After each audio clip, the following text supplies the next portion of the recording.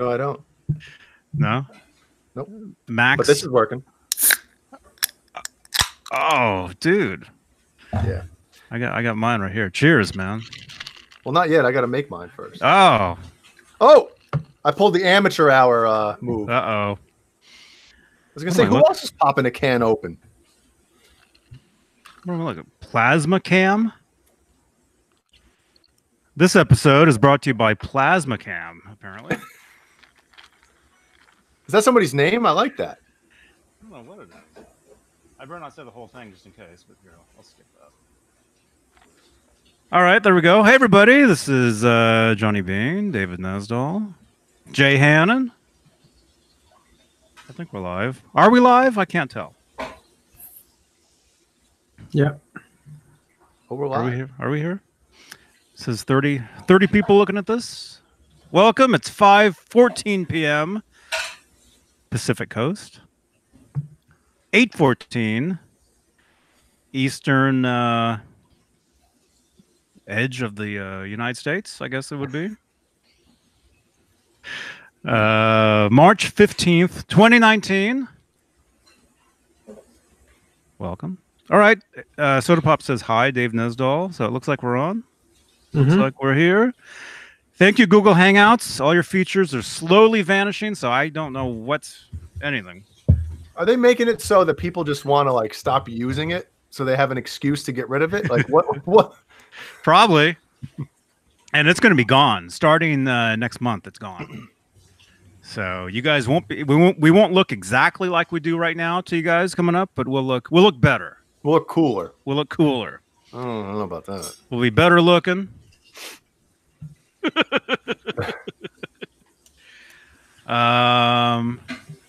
see. I'll wait for this. I was going to show you guys a picture. I'll wait a few. I'm very excited about this. It's amazing. Who wants to read some names? Anybody? Dave, read them in an angry voice. Nope. You do it. All right. I'm going to start from the very bottom. So if you want your name read, hurry up and comment so I can see it. Yeah. Actually, tag Jay. What? Oh, yeah, tag Jay in the comment. If you want, only read the names that tag you. Let's do that. Okay. I like that. So what's your name in here? Okay. So, at 7/8. Make sure you tag that. Tag him and he'll read your name. Otherwise, I'm not reading it. Yeah. Well, John BL, you got to follow the rules. He just said, "Hey Jay," but I can't see it because I'm not tagged. It's not orange. John? Did John say that? Yep. R2R3 locking nut. What's going on, man? First one to follow the rules. John Parsons says, "Will you be talking about a little something tonight?" I don't know what that means. Brendan Buttcheeks, John Parson. Jeannie says, "Screw you." That's very nice of you. John BL. Bam, Ozzy.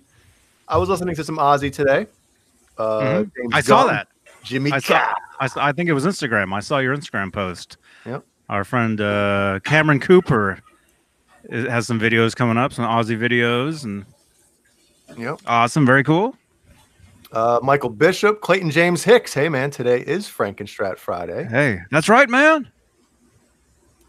Hal Face, Sean Zimmerman, Ed Dana. Hello there. Oh, look out. It's the big Lee Roth dog.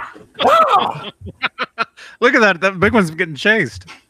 802 Blue.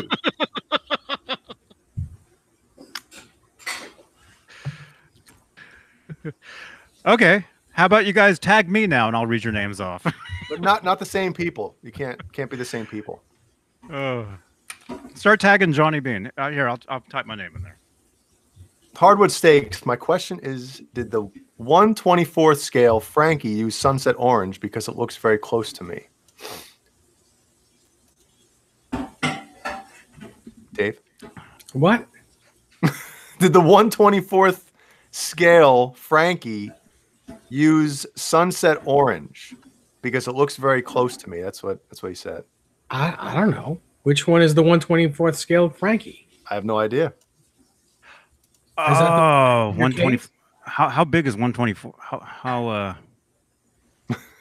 Frankie. First Are you guys of talking? all, the original Frankenstein wasn't sunset orange. It was a darker red. Mm-hmm. If you saw that picture on Instagram or Pinterest, whoever still uses that, a lot of people repost the same pictures over and over and over, and even pictures that have been filtered a lot, let's say on Instagram. So let's say you go to Pinterest, if anybody even goes there anymore, I don't know. I stopped going there once my account got hacked. It said I lived in Paris, and I'm like, that's not right. And all of a sudden you had a bunch of wiener pics on your profile. So I got out of there. But a lot of pictures that get posted to Pinterest, I mean hot dogs, by the way, are from Instagram, and they've been filtered up like 1 billion times. So it's possible you're looking at a Frankenstein picture that looks more orangish because of the filters. That's a good point. Never thought of that. Imagine if when you reshare a picture or a post or something, it's like dubbing a tape where the quality diminishes each time. Well, that's basically what Instagram is. Yeah. And all that stuff, eventually ends up on Pinterest. But yeah, it's the same kind of deal. Same kind of deal. All right. Well, no one's naming me, so I'm not reading anybody's name. So there you go. Yeah. Oh, Killer Chimp 12. You blame Eddie Van Halen Photos for filtering the hell out of cool pictures? Which account is that? I know some of the people that run those accounts. I don't know who that one is, but I know what you mean, though. Those pictures, they get filtered up nonstop. Actually, there's a lot of bootleg Eddie Van Halen accounts on Instagram, all claiming that they're official accounts, and they're not. Didn't Steve Anderson think that Eddie replied to him or something? Eddie replied to me. Eddie wrote me a message on Facebook. On Facebook, I got a message from Eddie Van Halen, and can I find it? I'll show it to you guys. Let me find it. And I responded back to them, and I think they responded back, and then I responded back, and they vanished after that. Notice you say they instead of he. You know, it wasn't really. Oh, Eddie yeah. Van Halen. Where is it? When was that? That was in January. Here it is. Oh, it's Eddie V. Halen. Hey, Carlos. Eddie V. Halen. Thanks for your likes and lovely comments. Oh, it looks like the thing's since been erased. But they wrote out of the blue. Oh, this is... Oh, funny. This was on January 26th. So this on Eddie's own birthday, he's sending me a message. Yeah. Okay. Because he's got nothing better to do. Eddie V. Halen on Messenger on Facebook. Thanks for your likes and lovely comment. And I write back, thumbs up. Hey, Eddie, what's up? And Eddie writes back, hello. Just on my leisure. So I decide to talk with some fans randomly. That's well, it doesn't matter if I show it. There's nothing to see here. But what do people get out of doing that? Isn't that like it's a type of like catfishing, right? Yeah. And a lot of times, they're actually, I remember looking at the profile. It said they're from Nigeria. That's where it was from. That's right. I remember that now. So a lot of times it's it's the same old. It's like the email scam where you get the email from Nigeria and they're like, hey. I just wanted to check with your name on it. Let me just send it to you and cash it and, whatever the scam is. It's the same type of deal because somebody was actually messing with Wolfgang himself, I think, from one of those accounts, because he likes to mess with those accounts and get them shut down. And I think one of them was, you guys remember that? Yeah, a while ago. Posted about it. Yeah, it's the same deal. Same thing. Yeah. Nightbot mentioned my name. Nightbot. Shout out. Nightbot's here. T-shirts available. That's right, Nightbot. There they are. Very cozy. Oh. Hey, Carlos. I see Carlos either got a new guitar or is getting a new guitar, and it looks awesome. It's can I show it, Carlos? It's all over Facebook. I'm sure you can show it. I just like to ask. Yeah. I don't want to just like, hey, here's his new guitar. But I seen it today, and Just a tiny bit of drool came out of my mouth. I hope it was drool. I think it was. R2, R3. Oh, you're drinking out your Johnny Bean coffee mug? Look at this thing, man. Look at that. Now, if that isn't mean looking. Whoa. You know, that's one of the meanest EVH guitars I've seen, dude. I love the chrome top pickups on that. It looks really neat. You're sure Carlos is... Oh, Carlos is getting that. Getting it. Okay. Okay. Right? Carlos, is that... Well, you can go ahead and say in the chat. I think I know where you're getting that. That guitar looks very familiar. I think I know who made that. Made it? Yeah. Well, I mean, customized it. Okay. It's an actual Wolfgang. It's customized. Okay. And if it's who I think it is, we totally support those guys. Okay. I'm gonna wait for him to say in the chat if it is. Well, congrats, man. Yeah. Wow. Where's the popcorn? Oh yeah.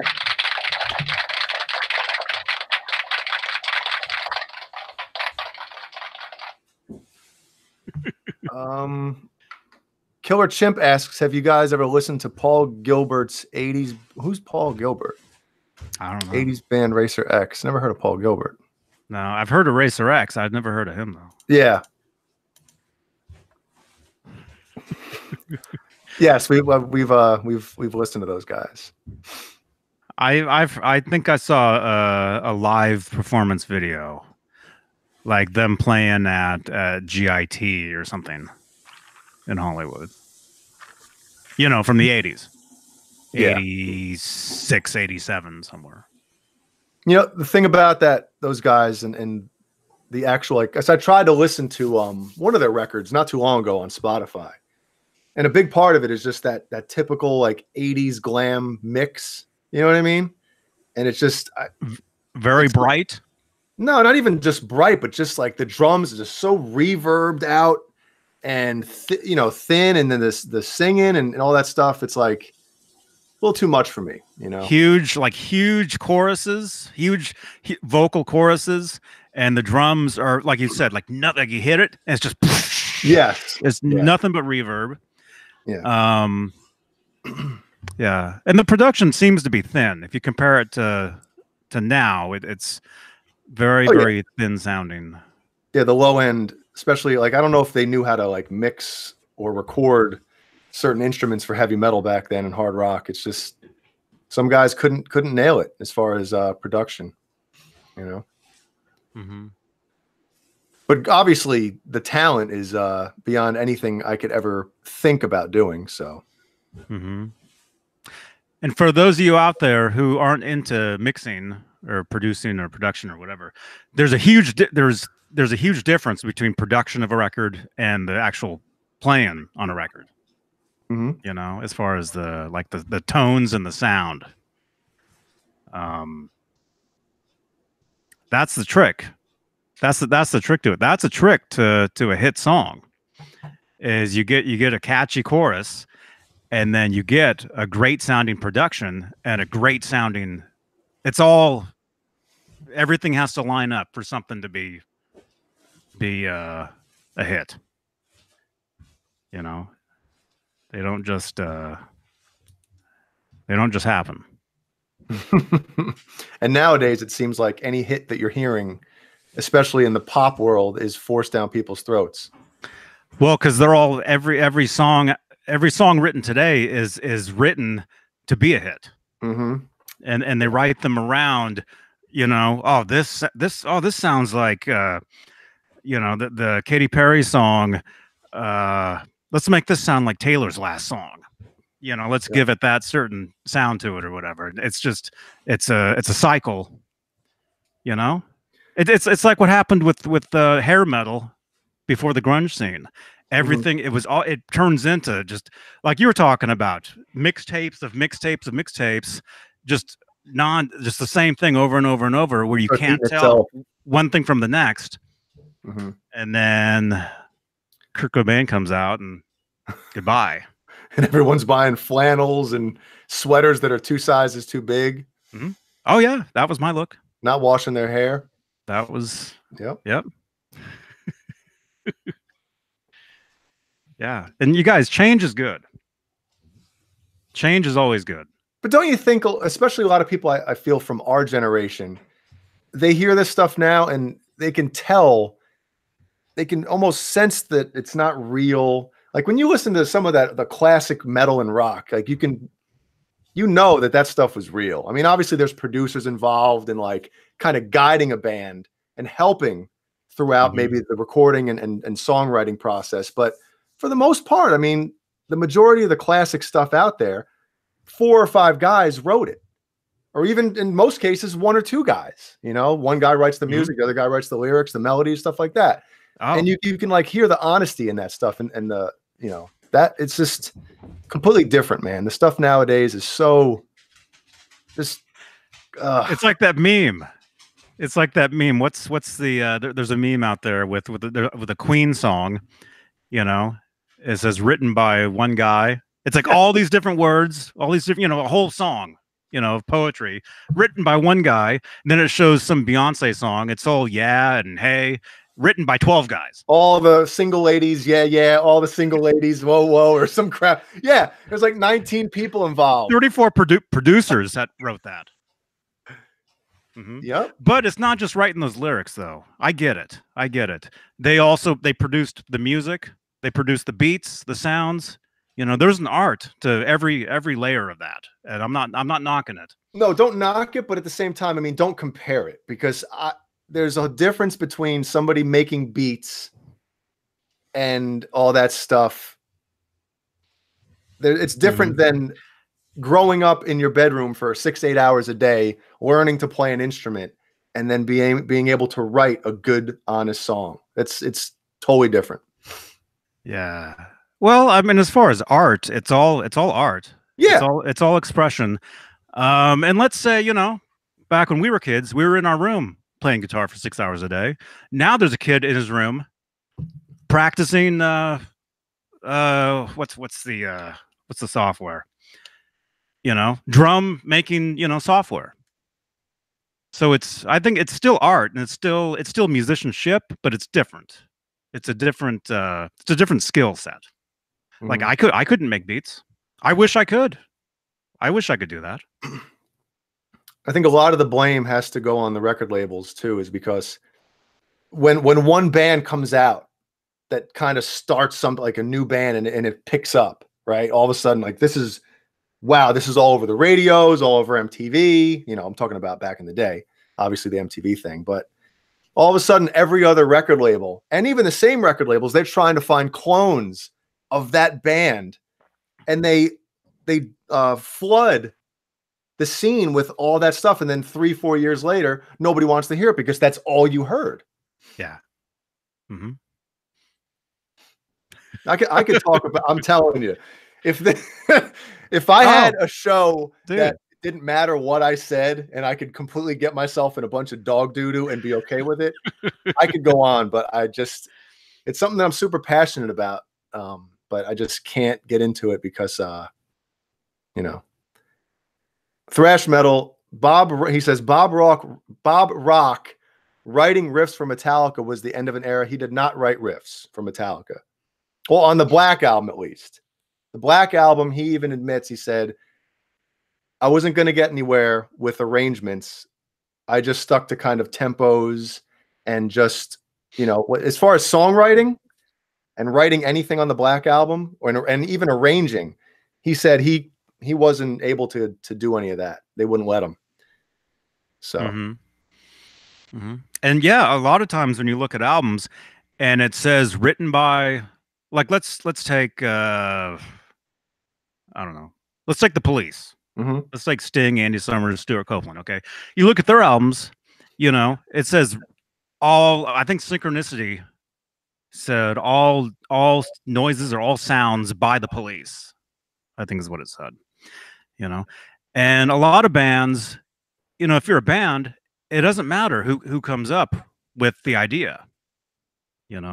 Although as far as publishing, I guess it kind of does. Yeah, especially when that much money's involved. Like, wait a minute. Yeah. Well, what I'm trying to say, though, let's say if Dave, you and I, if we wrote a song, you know, if Dave came up with the, you know, the first riff, you know, we put our I don't know math, but put our different parts into it. It becomes. Do you know what I'm trying to say? I'm trying to say it doesn't matter where the idea comes from. Like you hear, well, let's say Metallica. Okay, it's possible that Lars Ulrich could have picked up the guitar and showed them a riff, and even though Kirk Hammett would end up playing the riff, the drummer could have came up with it.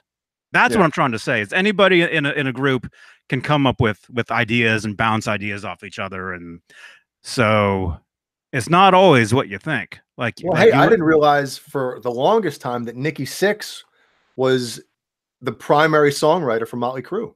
I didn't realize that. Like, damn, he wrote virtually everything, I think, in that band. So he's the one. He's the one. Yeah, cha-ching, cha-ching. You can hit this for 3 hours, and it wouldn't be enough for how much dough he's getting. Mine's flat. Tomorrow is 3/16, Anthony says. Yep. The date? March 16th? Yeah, it is. Yep. It is. That's right. So what? What else? We could keep going with this the entire time, and I know we would have wasted stupid jokes and stuff. But no, let's just keep going with stupid jokes. Man. So what else? Let me show you a picture. I was at the studio today. Yeah, tomorrow is Wolfgang Van Halen's birthday. How old? In the chat, how old? Guess how old Wolfgang is going to be. Because I don't know math, so I can't think.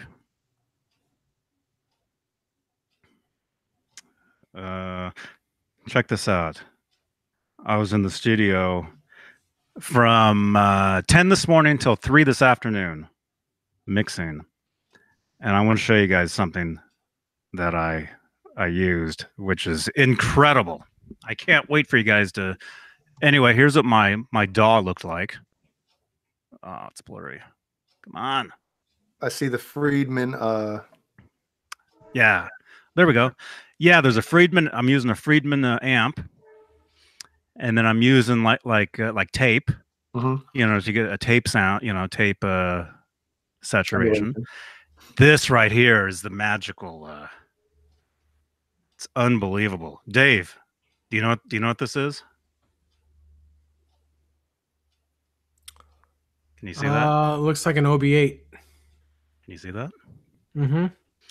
What does it say? Maybe a Matrix 10. I don't know. I can't see. Oh. I see Eventide. Yeah. Look right there. Is that an Oberheim? I can't tell. No. H910. It's not a keyboard. Oh, I mean, okay. it is a keyboard, but that's there. Right there you go. Yep. It's an Eventide harmonizer. Yep. So you guys are talking about your wet, dry, wet setups and all that. I finally got to hear that sound. And even though it's a plug-in on a guitar lick I already did, you know, thing's amazing. I get it now. I understand. I get it now. It's incredible. Is there a pedal that I can get that's similar? A pedal? Like, what's that pedal you guys all have? It's a harmonist. It's a Boss harmonist. The Boss harmonist? Is that? Well, there's the Eventide one as well, right? That you guys have, the white one? That's an H9. Yeah. That's not. It's basically just it's a delay pedal that I'm using. It's an everything pedal, but it's just splitting signal is all it is. I might have to look into that. That's right, R2. Shout out, R2. Johnny got wet, dry, wet. Yeah. Michael Collins just says wet. That's all you need. Once this track is finished, I did a guitar solo on somebody else's track, and I just, what's the word? Never mind. I was gonna say smothered. What am I trying to say? Peter North. My guitar solo is totally just harmonized out, and it's amazing. Actually, the other song, the song I did, the Hallelujah, the main guitar, I also threw a harmonizer on top of that as well, and it's huge. It's huge and massive. It's you know, and you turn it just enough to where it slightly goes out of tune and comes back. Yeah, and it's so cool. I can't explain it. But once the tracks next week, I'll play them. I'll play them for you guys on here. You guys can hear what I'm talking about, and you can all drool. Yeah. But yeah, Dave, I finally get it. As far as I've always known the Eddie sound, the harmonizer balanced sound. But when you hear that sound on your own track, your own guitar, or you just play with it, you mess with it, it's it's pretty hip stuff. Yeah. You don't want to play out of 1 amp anymore after that.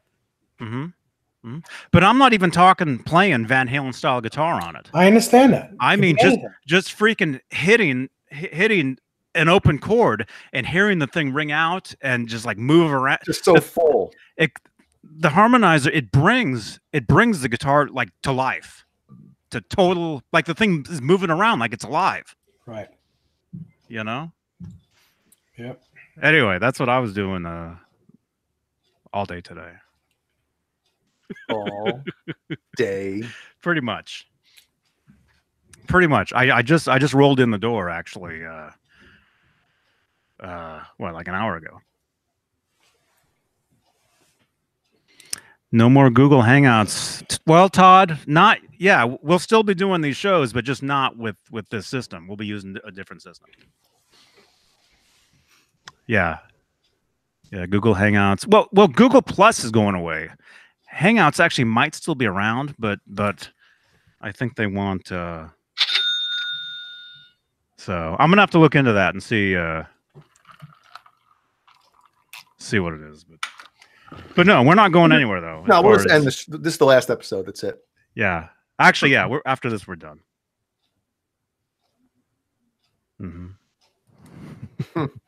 I think I'm done during this show. It seems like it. Man. Well, what do you want to talk about? Anything? Do you guys want to talk about that video I sent you today? I didn't even watch it. I was in the middle of mixing. I didn't watch it either. I saw the text. You know, I'm trying to get stuff for the show. Hey, let's talk about this, and these guys don't even check it. I read the words and then I threw up a little bit, and then no, I didn't. We can talk about it, but I didn't.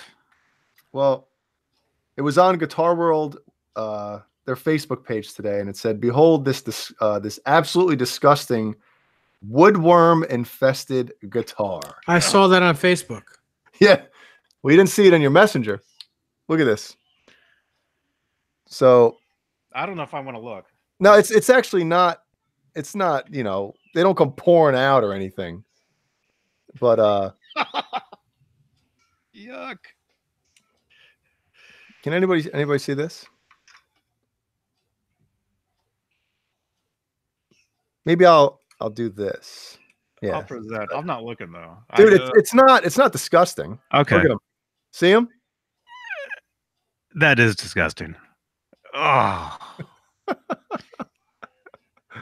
Could you imagine? Insane. What guitar is that? Go grab your let's see, what guitar would be on the wall? Like you're Frankie, and you're playing, and you're like, this thing's moving. This whammy bar feels kind of weird. The whammy bar. The strings start moving. It plays itself. It's like on the wall. You're like, what the hell is going on back there? Oh, so what's the story though? What happened?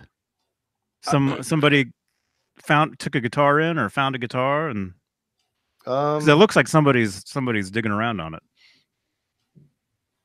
I have no idea what the story was. I didn't think there was really a backstory on it. I could be wrong, but probably to somebody that had a guitar, maybe in an attic or in a basement for a long time, you know, and it was wet and damp. Of course, they're going to get in. Oh, well, hey, everybody, leave a thumbs up if you thought that was disgusting. Mm-hmm. And leave a thumbs up if you thought it wasn't disgusting. Yeah, either way. Yeah. Yeah, I thought that was kind of gross. What kind of wood are they attracted to? I don't know. I wouldn't know either. Anything, I suppose. Because when you're eating wood, it doesn't matter. When hardwood they are. steaks. Oh, sorry, Johnny. Go ahead. When they are. Yeah, John Doe. That's a Steinberger Spirit. A music yo. These are the ones everybody's after now. Really? Well, I don't know. This is considered vintage because it's, 16 years old. Yeah, cool guitar. I've had this guitar for years, since 2003 or whatever. I changed the strings on it the other day. Yeah. I don't believe you. Yeah. That's true. I changed the strings. The guitar came back to life. No worms popped out of it at all. And I tracked a guitar solo with the solo with the harmonizer is on that guitar. And if I tell you guys, I tracked the guitar on the clean channel, no distortion, no nothing. And then through the magic of plugins and, I threw a Friedman amp on top of there. I threw the harmonizer on top of there, a tape saturation, whatever on there. The solo sound, you wouldn't believe I recorded it just clean. And plus the way I'm playing too. It sounds like you must have been rocking out. And it's like, no, I wasn't. I was just sitting there with the flap out. It's got the little flap right there. Mm-hmm. I'm just sitting there just like, okay, there we go, done. But anyway, yeah, cool guitar. I'm very excited about it. I'm thinking maybe I'll change those pickups to something else. Since, what's in there? The bootleg, the original ones that came in it? Yeah. Well, no, they're not bootleg. Well, here, let me.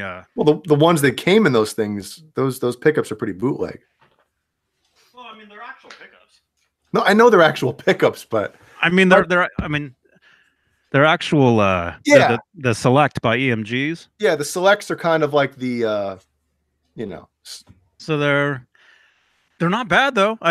When this was my main guitar for a while, when I was playing this through the 5150 half stack, I thought it sounded great with these pickups. I thought it was awesome. Yeah, John Boulware, that might have been it. And what happened? Why is Brian Davies? Well, I'm not surprised, but what? What did he do now? Come up with what? I don't know what's going on. But yeah, cool guitar, you guys. I'm digging it. I'm really digging it, and it's inspired me to lose more weight, so I don't have a huge gut playing this thing. Because you can't hide your belly playing a guitar this size. You can't. You can't. So you're playing the guitar, and it's like out like here, or it's just like you don't need the tray table thing. Yeah, it just sits up here.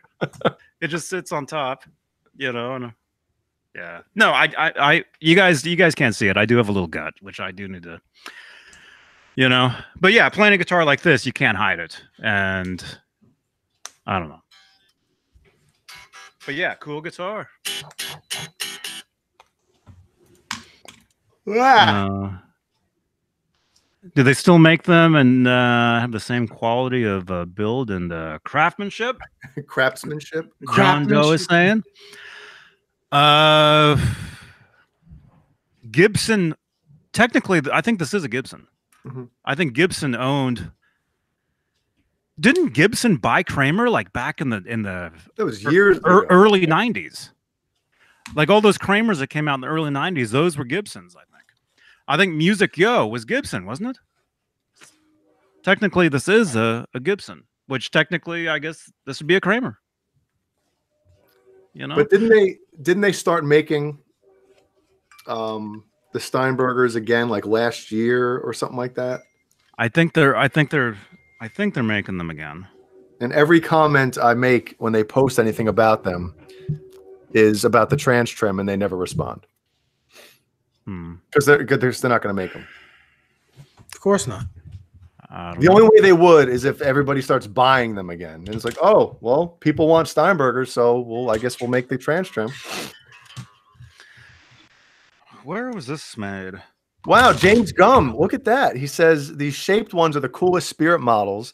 Looks like the Newberg models from Bill and Ted's Excellent Adventure. The Newberg factory, where Geddy Lee used to actually come down and handpick his basses. I lived 5 minutes from that factory. Who was talking? Somebody was talking about that the other night, remember? Sure it wasn't after I got off the late show because it was late. Oh, maybe. Okay. We were talking to somebody and they were talking about that.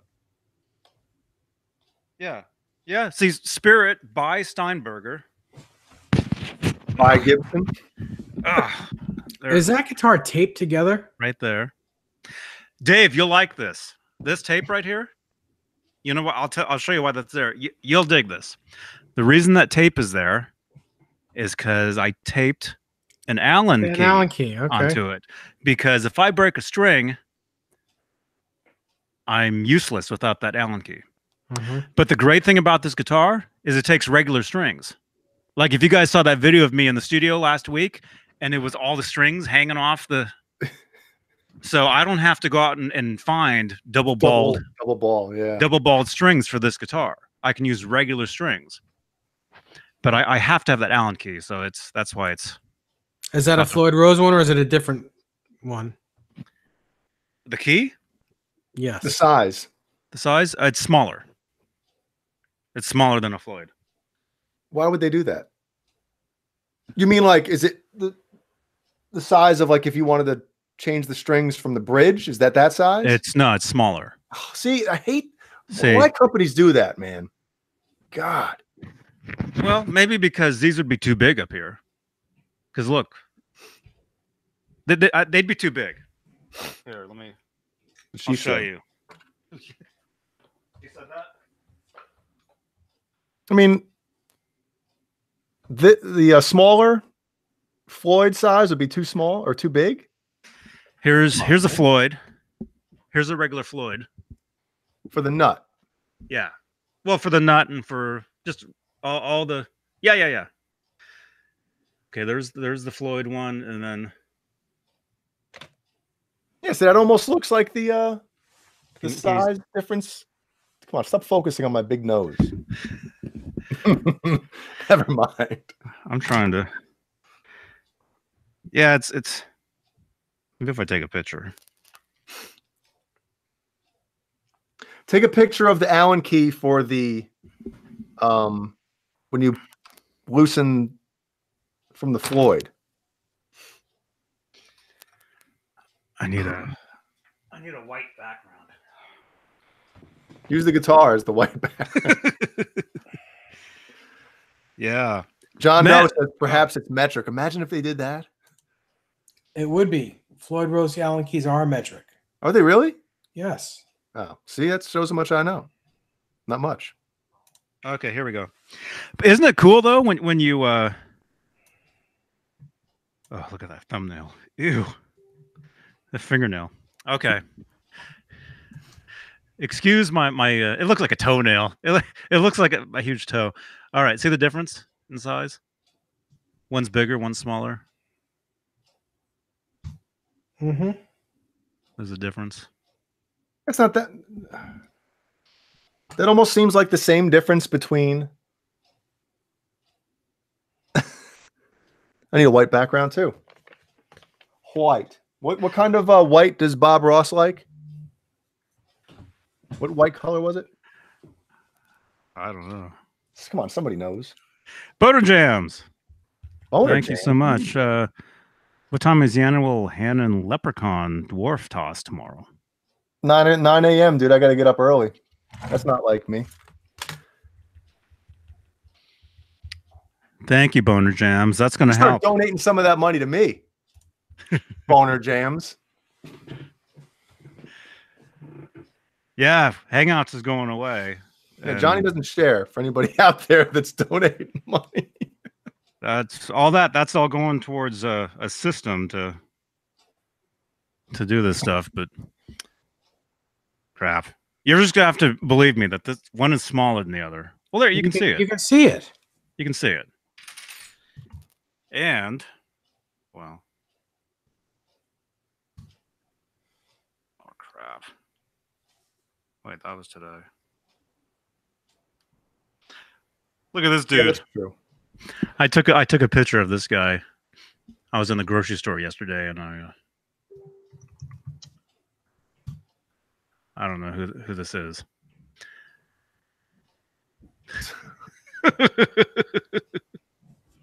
Get it off my screen. Should I sent the invite to Butt Cheeks. He's coming in hot. Awesome. So we got Butt Cheeks coming in. There he is. And he went to see John 5 last night. So we're going to get kind of a update on that. Wow. Can we hear you? Hey. Hello. Hey, how are you doing, man? It worked. How are you? Butt Cheeks. I'm not going to show those, but yeah. What's happening, fellas? Not much. Have you met Dave yet? Hi, yeah, I met Dave. Hi, Dave. What's going on? No, you know what? Dave wasn't here last time because it was New Year's Eve. Yeah, it was the late show. It was late show. Yeah. Nice to meet you, Dave. Same here. Been loving that swirl, all the videos and stuff. Sore subject. Let's not talk about that. All right then. So on to the next thing. How about that John 5? I'm sorry, I didn't get the memo. Thanks, Jay. Thanks, Jay. So anyway, how was John 5 last night? Way to start off great. You come in here with the All right, salt. it's been fun. I'll see you later. No. God damn it. Oh, damn it, Bobby. Yeah. John 5 was amazing. I got the tickets in November, and because he never comes to this area, you know. I mean, Jay's played the Chance where I saw him a couple of times, and he's played the Loft. First, they were going to put him in the Loft, and it's like it's like the size of this room. It's like a closet. Yeah. And so thankfully they changed that. And so I got the tickets, and you know, they had a couple of tickets left for the meet and greet, and I at the time was like, you know what, why not just meet the guy, because I don't know if I'll ever have the chance, except back in 2005 when I met them when Jay played at Ozfest with them, because I did meet them. I didn't meet them either. I did. I met because Rob Zombie was doing a radio interview on one of like the little booths on the side. I think you guys were in the bus, and I was just walking around, and he happened to be there, him and John and some of the other guys. So I was like, hey, how you doing? I mean, it was one of those things. Yeah. And so my sister-in-law and my niece go to like every concert. I think that's all they do. So I mean, they've driven to Iowa to see Slipknot, and they live in upstate New York. They've driven to Iowa. They've gone to Ohio. They've driven everywhere. So another sore subject, probably. Jesus. That's 2. 3 and I'm done, right? 3 you just cut the feed. Is that what it is? 3 and it's Yeah. 3 and Johnny hits the ejector seat. Can we start over? Hi, this is Johnny Beane. It's 3 and the butt cheeks. 3 and the butt cheeks are closed. Oh my God. Better than 3 in the butt cheeks. Yeah. Oh, hey.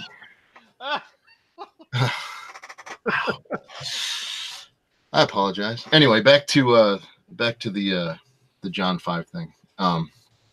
So we get there, and the meet and greet was at like 5 o'clock, and the concert started at 6:30 because there's like there's 3 bands. Yeah, there was 3 bands. Okay. One of them was called the Dead Girls Academy, and I think they're just starting out. And it's a nice way of saying never mind. Uh-huh. Well, hey, they can say they opened for John 5. You know what? They yeah. Or did he open for them? No. Yeah, but no, I mean, they were fine. While he was on stage playing. They were fine. They were, they're a signed band, so that they travel around, and they were okay. And then Jared James Nichols was next. I think you've heard. I think he played at NAMM. Actually, I saw some videos of him playing at NAMM. I heard of him. I heard of him years ago. He's really good. I mean, I've been aware of him for a long time. Many years, like 5 years. He never uses a pick. He just finger picks the whole time. It's amazing the sounds he gets out of Gibson Epiphone. That's usually what he just plays. And he was amazing. And then John 5 came on. But at the meet and greet, previous to that, actually when I bought the Tessie switch, stutter switches, or I can say kill now. No, that's 3. No, they're straight. They're Tessie right. switches now. Look, John. Okay, fellas. Hurry up. No. Let's go for 4. Oh, is he frozen? Oh, he booted himself.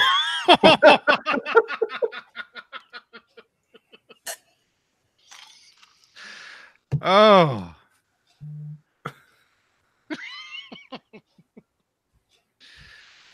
Let's all do the Brendan. Well, the thing is, I don't think he's actually frozen to the public. I think all they see is his avatar. To us, he's frozen. Oh, okay. On the replay, you'll see his avatar. Yeah, Brendan, come back in though. We were joking. Are we still live? The chat isn't moving. Taking a timeout, John. Yeah. Buttcheek says his computer just shut off.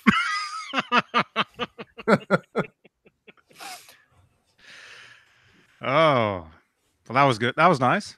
Yeah, nice. It's been that type of day. Not for me. Maybe yesterday. Not today, though.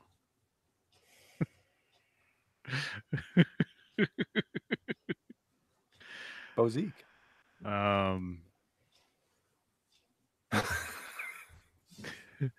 Yeah. So he doesn't hear us though. Yeah, you can. No, he's not here. He texted me and said his computer shut off. So. Oh, there he goes.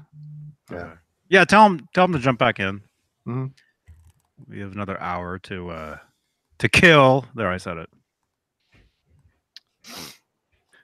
And by the way, subscribe to the channel, everybody. Leave a thumbs up if you dig this stuff. And what else? Watch some more videos. If this video totally sucks, you're welcome to leave and go watch an older video, a funnier, better one.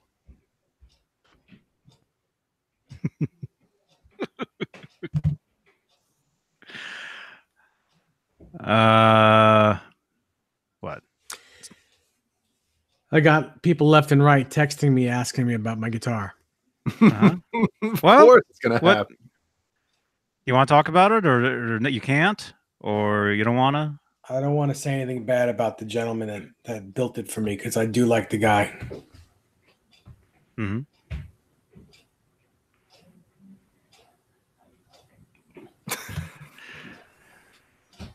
I guess I don't know. We'll just sit here. Yeah, we'll sit here. I'll show this. I unboxed this today. I couldn't wait for the show because there was like stuff for, Genie in there and everything else. So I couldn't like unbox and be like, oh, hey, what's this?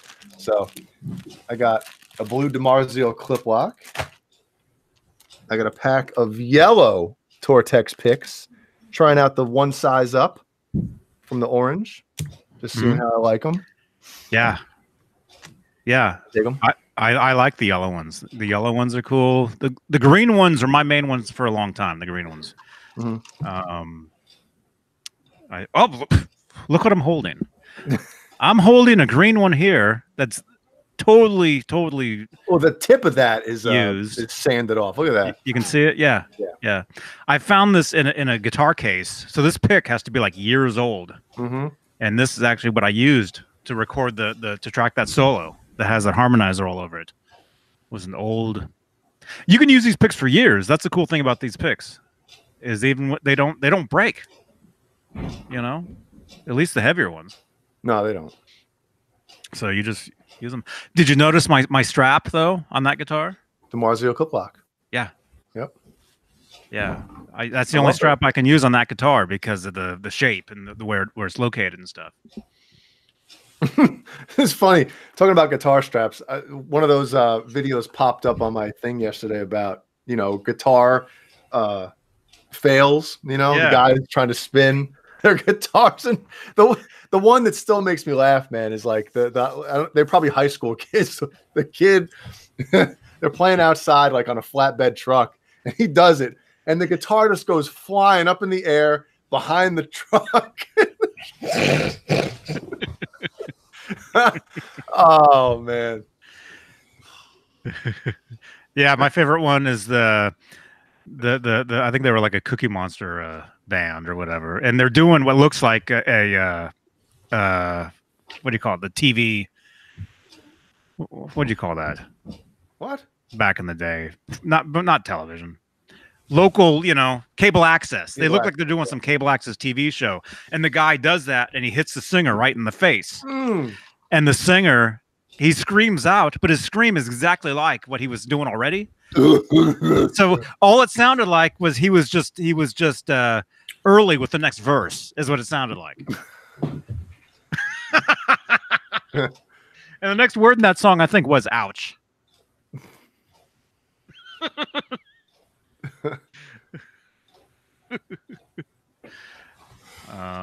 There's a question. Yeah, there we go. Dave, do you see that? There's a couple questions. First one is Islander Winder is ordering a Wolfgang Standard online. How is the neck profile compared to the Made in Mexico Charvel? Well, it's a smaller neck than the Charvel. The Charvel is going to be wider. They're both going to be the same radius, flat fretboard. But the Wolfgang is going to be a little bit bigger and less wide. Bigger from front to back, but less wide from side to side. Hi. I really don't know what happened. Johnny, you're crazy, because I said the three things, and then I swear to you, my computer shut off. It shut off. Well, I've got a remote here, and all I had to do was press this button. I was like, what happened? Johnny has that little switch under his desk, Wow. John BL, you know what to do. Wow. Trap door opens up. That was freaky. Let's let Dave go through the other questions real quick, and then we'll get to Actually, that would have been more like this. When you left, did you hear this sound? No, I heard things. I said things I can't repeat. Yeah. Go ahead. I'm sorry. A64 T-Bird wants to know if it's if we would replace a Music Man EVH case that looks like it's been really beat up for a new G&G EVH case. How important is the original Music Man case to the EVH guitar? It's super important. If you have a Music Man guitar, you need a Music Man case. It's not going to be worth as much with the other case, with any other case. That goes for any guitar. If you don't have the original case, it's not worth as much as if you do have the case.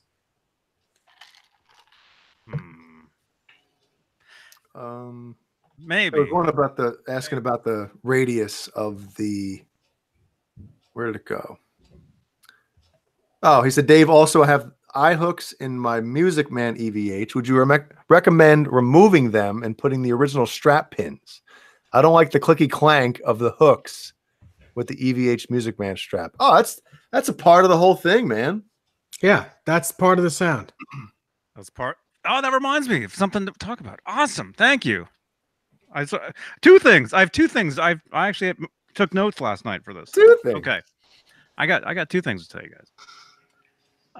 Yeah, as far as the eye hooks, that's part of the mojo of those guitars, and the sound you get from the those things hitting against the body.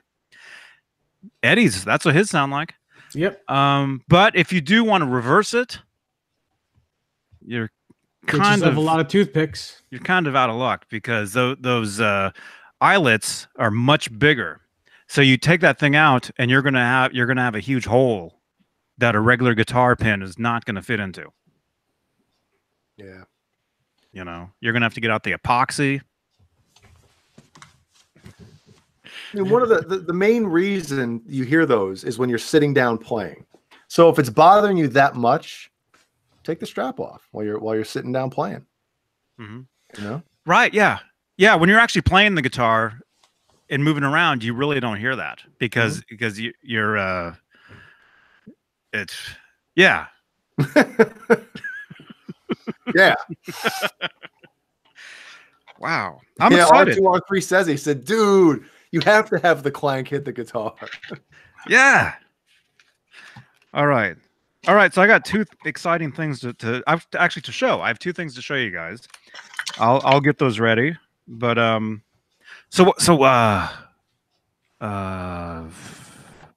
Brendan, so what happened, man? Last night, I got home super late last night, and I was scrolling through Facebook, and I saw your video, and I noticed somebody said somebody didn't know who you were with. Yeah, there was some girl like in Germany or something. She goes, "Who's John 5?" I said, "He's probably one of the greatest guitarists, that's played or is playing." She's like, "Do I just Google greatest guitarists of all times?" no, Google John 5. Yeah, that's what I said. I think there was a little communication gap. That's fine.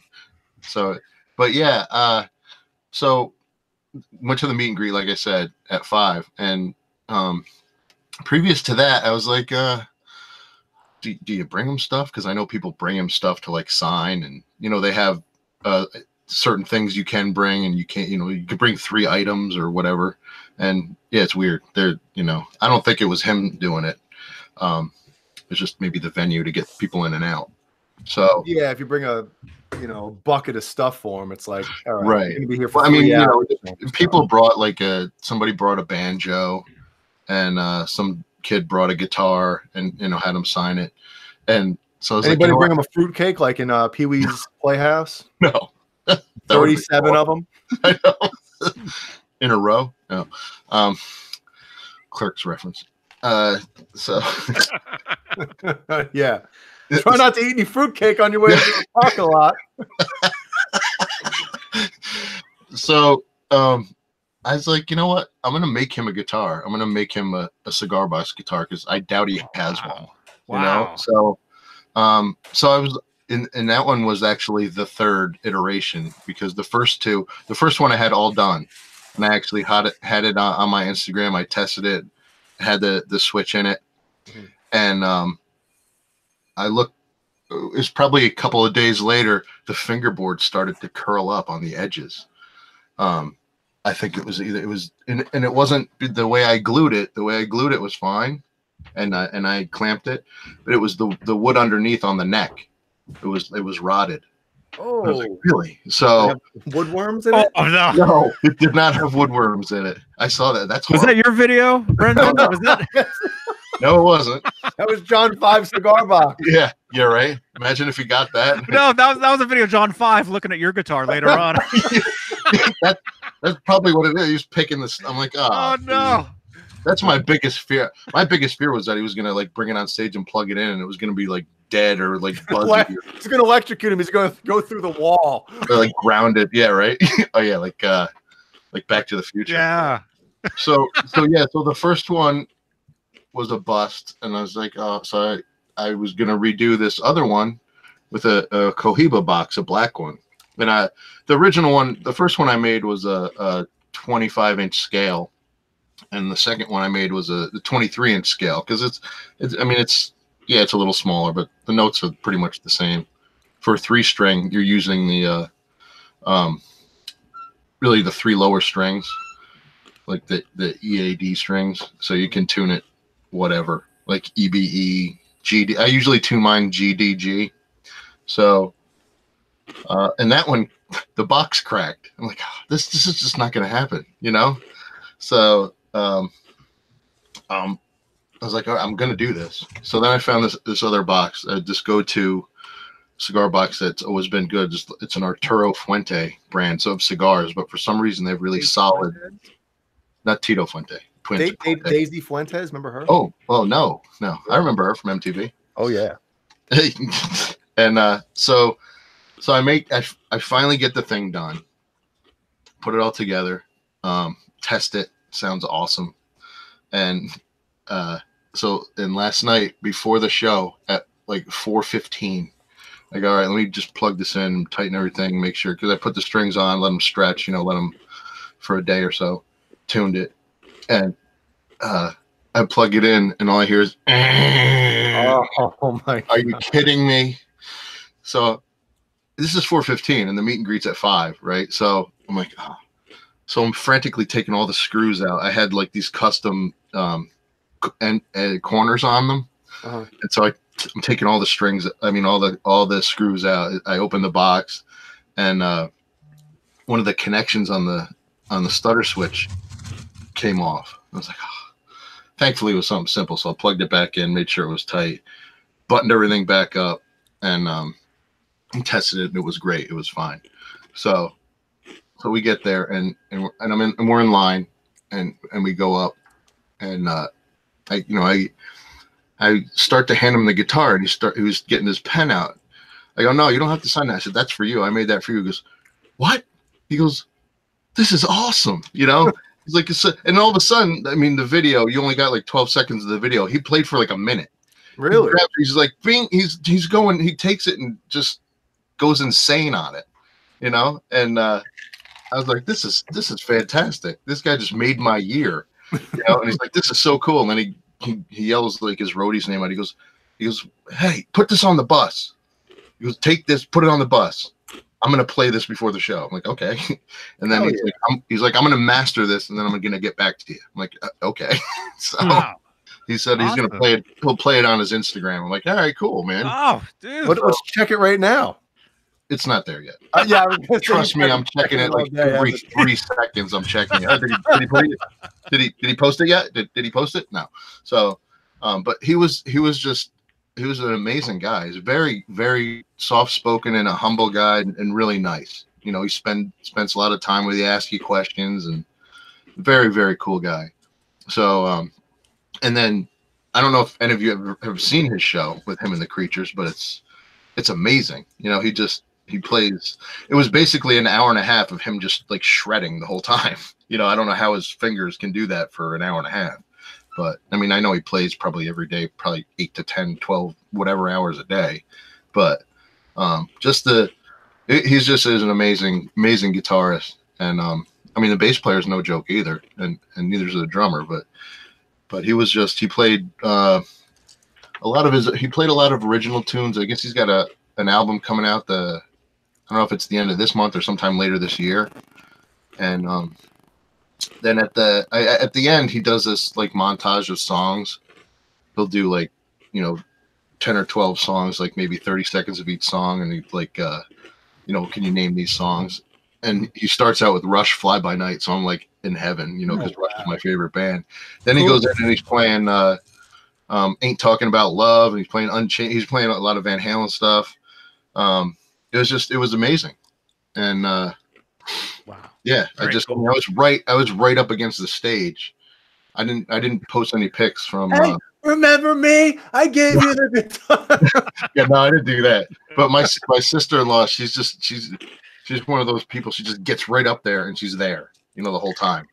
And so, I'm standing there, and at one of the songs, he has this like guitar. It looks like a lava lamp when he holds it, and so he's playing that, and he has a bow, like a bow from a cello or something, and he takes it and he's like pointing. All of a sudden he goes over my head and he's like tussling my hair with it. I'm like, dude, I'm already bald up here. You know?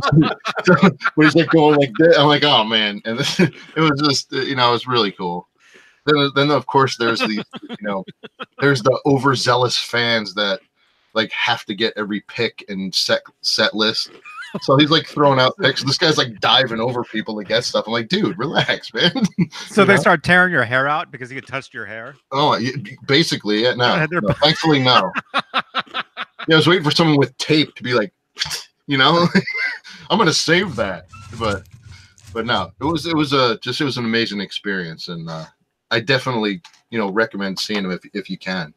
If you I just checked his tour dates. He's not coming around here, of course, because nobody does. No, dude, you're talking about the Chance, Jay. I'm sure more people come to House of Blues than come to the Chance. No, I think part of the problem is where the House of Blue is. It's great for concerts, and people come, but I think it's so far out of the way. Like when they have these routes that they go on tour. Oh, I got you. Yeah. There's like it's 4 hours each way to like play anywhere good.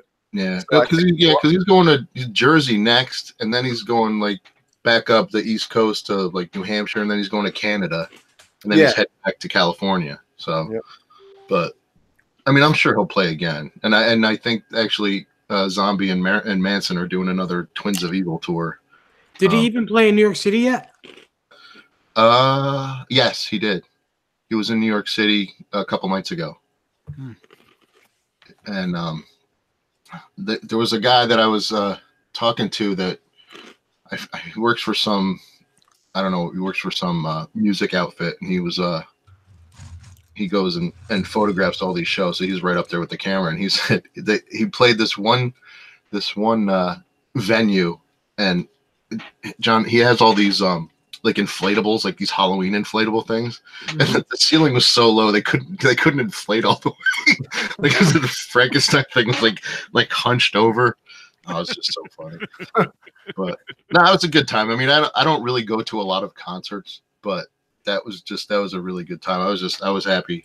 I was happy to give him the guitar, and actually more happy that he really liked it. I mean, you could he genuinely liked it. He wasn't like, "Yeah, get this out of here." So like, oh, thanks, cool. But right, I appreciate it, but here you go. Like, thanks, buddy. As you go to walk away, puts it in the garbage can behind him. Right. Yeah. Oops, I dropped it. Oh, Or at the end of the show, he comes out and he smashes it. On your head. I wouldn't have cared. Yeah. Maybe next time I'll give him a shovel. I still got to send you a shovel, Jay. I happen to have one right here. That's some shovel. So I can do yard work. Yeah, man. You can learn some slide. Can I plug that in? Yeah, it's plugged in. Plugged into the to the grass. Didn't John 5 do something with Roth a couple years ago? Yeah, he played with Roth. I don't know how long ago. Weren't they supposed to do like an album together or something? I think they were, but I don't know what happened with that, if anything did.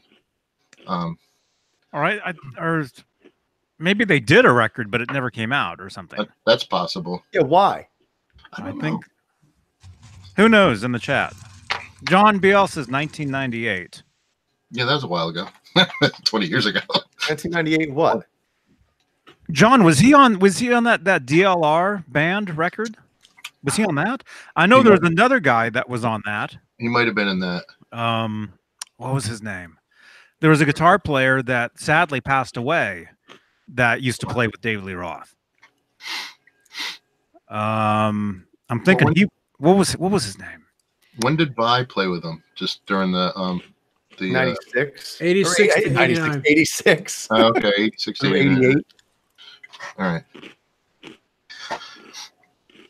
Mm-hmm. Yeah, it's amazing how like Vi and Sheehan, I watched an interview with those three last night. My brother sent me the clip. It's like a 15-minute clip of Roth sitting next to Vi, sitting next to Sheehan. And like 30 seconds into it, Sheehan like spins on the stool, and Roth's like, "Hey, don't move because the microphones will pick that up." And it's like, my brother's like, "How did those guys last 2 records with him?" Oh, it's a raw video. Yes. Oh, it's like the MTV one where they're sitting there and right, like 86. They're doing wearing that stupid hat. Yeah. I had that on VHS way back in the day. I remember seeing that. Speaking of that, Dave, we can hear you crunching all those. I'm just letting you know. I'm sorry. Sorry, but not sorry. That mic picks everything up. I saw an interview with Steve Vai, and I think it was like the first show he played with Roth. I don't know if you saw that one, Jay. He was talking about like I don't even know. He was talking about like in the hotel, and he comes out of the hotel, and there's this chick walking on her hands. She's naked, right? Walking on her hands down the hallway, and I don't know who else it was. Someone had a funnel strategically placed and was pouring wine into the funnel as she was walking on her hands, and someone else was naked down the hallway. I'm like, wow. And he said that's the first night. That was the first night. Is there a picture of that? I haven't seen one, but I'm sure there is somewhere. There's I saw some picture with Roth, and this would have been this would have been maybe early 80s. Like it's somewhere and it's Roth, and there's like naked women around him, and you can totally see it, like everything. Yeah, that's possible. But no, this was right when they started doing, is it Eat 'Em and Smile? Like that tour, I guess. But maybe that's where that name came from. Maybe. But I was like, man, that's the first night, and like how do you tour? How do you do the rest of the tour? Because how do you top that? I really don't know. But crazy. So how many since we had you on New Year's, how many more cigar box have you made? Yeah, how many? Let me see. I've made I'm gonna say 5, probably 5 more since then. So it's slowing down a little bit. I'm making another couple of shovel guitars. I actually sold 2 on Etsy and opened up an Etsy store, and awesome. The week after I sold 2 in one day. I was like, what is this? It's kind of cool. So, but yeah, I mean, it's a great hobby. I love it. I love doing it. So I thought you were going to say you have to build another room before you start building more of them. No, I've pretty much taken over like just a corner of the basement. So I don't have a garage. Otherwise, I'd probably have the whole thing. So, but yeah, it's cool. Are they all 3 strings? Don't know. I've made I made a couple of 2 strings and actually some 1 strings, and I've made some 6 string guitars. They're back there. I can show you one. But which one? Grab one of the newer ones that has a Tessie switch. I want to see one of those. No, I gave that one to John. The other one broke. Oh, so I'll make another one, but we'll wait. Not right now. We'll wait till you grab one now. But no, I think I showed you this one before, Jay. This is a 6 stringer. I might have shown this one last time. And I used an old Fender neck, and I relicked it. I burned it. But yeah, it's an old Fender neck, and it came out pretty good. It's just got a single coil in it, like a Telly single coil. But it plays well. Sounds better than my gem. Oh. Wait a minute. Wait a minute. Okay, I got it. I get it. But yeah, no. So but yeah, mostly they're 3 string, Dave. But I mean, a lot of people make 3 and 4 strings. It's just really what you want. It's easier for me to make a 3 string, just because the fretboard is so, so thin. Right. It's basically a 1x2, or you could use like a ruler. You could use like a yardstick, because I've made some with yardsticks that are pretty cool. Oh, no kidding. Yeah, and this one cool. It's got a 0 fret. So, but it's hard to see because you have the Ben Coombs internet connection tonight, so it's kind of Is it bad? Oh yeah. Oh, I'm sorry. It's probably my camera. So I don't know. It might be the internet. Johnny, did you do that again? Huh? Yeah, I did. Huh? Oh, you killed my internet again? hang on. No. He Tessie switched your internet. Yeah. I got a Tessie switch. I open up. But yeah, I try to make as hand make as much of the parts as I can. I mean, some things you obviously can't, like fret wire and the pickups. I mean, I could wind my own pickups, but I haven't done that. But like the saddle, the bridge, and the nut, you get creative with the nut. You can use like threaded rod for a nut. I have that. This was the actual first one I made. Well, keep it up there because all I see is your face. Okay, there you go. We see you from 2 minutes ago. Yeah. I'll just pause and talk to you. There you go. So, That's but yeah, cool. this is Wow. threaded rod, and actually this is fretless, but I cut out the slots and I put zip ties in it. Oh, no kidding. Sanded it down, so it's just got the placement, Huh. So, and I used another piece of threaded rod for the bridge. So That's And pretty that's cool, cool. man. yeah, it's fun. I mean, there's really no rules with it. You can just pretty much do whatever you want. So it's a cool hobby. I just wish I could play more or better, I should say. Well, stop building them and play them, and then Yeah, I know, right? I did. I actually slowed down so I can kind of play some of them, because I was building like crazy. I started last February, and I'm on number 40. So damn. Wow. Oh, crap. yeah, it was just cranking them out. My wife hasn't seen me. I'm in the basement. Now, let me ask you, do you smoke the cigars that the boxes come from? No, It's a good question. no. I occasionally smoke a cigar. I actually have one Cohiba, but maybe Do only any of them have cigars in them? There was one that had one cigar in a tube, but usually they're empty. I go to a cigar store near me, and I actually made the woman that manages the store. I made her a guitar and gave it to her. I said, "This is what I'm doing with the box," because I was buying the boxes there for like $1, $2 for the wooden boxes. Mm-hmm. So I made her guitar, gave it to her, and she said, "All right, well, you don't have to pay for boxes anymore." So I haven't paid for cigar box. She just gives me like boxes upon boxes just for free. She goes, "Here, That's get them out of here. cool. 'Cause I'm just gonna throw them out." So You so will yeah, I not haven't. charge me for any more boxes from now on. How much does one of your cigar box guitars generally cost? Anywhere from like 150 to I've sold one for 250. That's the highest I've sold one for so far. But really depends on like the pickup and how much work is in it. Because it's hard for me to price them. I don't know really how much.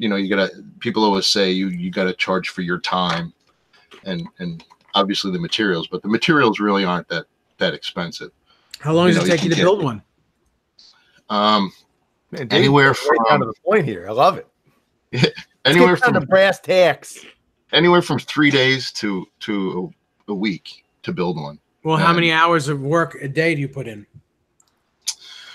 Probably a good 3 to 5 hours. So it's probably a good maybe 20 to 25 hours to build one, I guess, if you add it all up.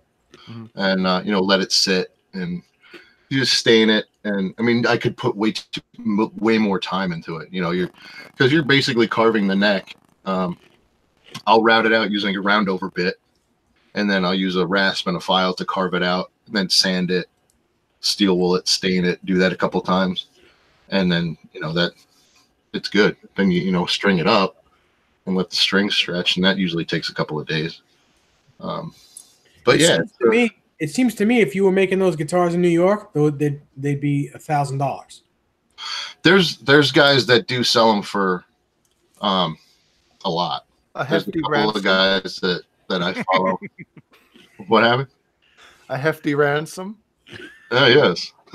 But there's a guy that sells his for like $600. But I mean they're amazing looking, but people buy them.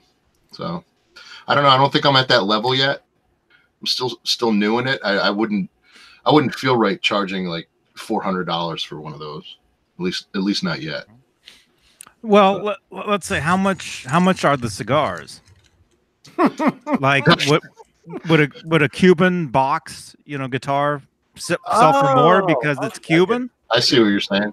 No, actually, that's a like trying to sell that on Etsy. The first one I posted, they took it down because the name of the box was La Aroma de Cuba. They're like, "Is that a Cuban box? Is that from Cuba?" I'm like, "No, I got it from a cigar store." Did it originate in Cuba? I don't think so. But I mean, they're really, really tough on that. But yeah, no, it's really, they're either solid wood or they're press board or they're cardboard. So it's not really, to get the really good boxes, you got to kind of hunt around and look for them. But yeah, it wouldn't cost any more, I don't think. But I guess if you were to get something like that, I mean, you could charge more if you had to. Oh, sure. Sure. I mean, you could pretty much charge what you want. I mean, looking through Instagram, Etsy, eBay, and people, I've seen people charge up to $1,300 for like a 6-string, cigar box guitar. But you know what you do is you build them backwards. You build them and so they open from the back, and you can keep all the cigars in there. There's a guy that did that. He does that. He has like he drills a hole and he'll put one of these cigar tubes in there, and he'll just put it in there, and so he keeps a cigar in there. Isn't that a fire hazard though? Well, as long as you don't light it. You don't light it, Jay. And then Johnny, there's another guy that has the back open. He'll put like a little shot glass and a little bottle of whatever in there. Give me a bottle of anything, and in a glazed donut.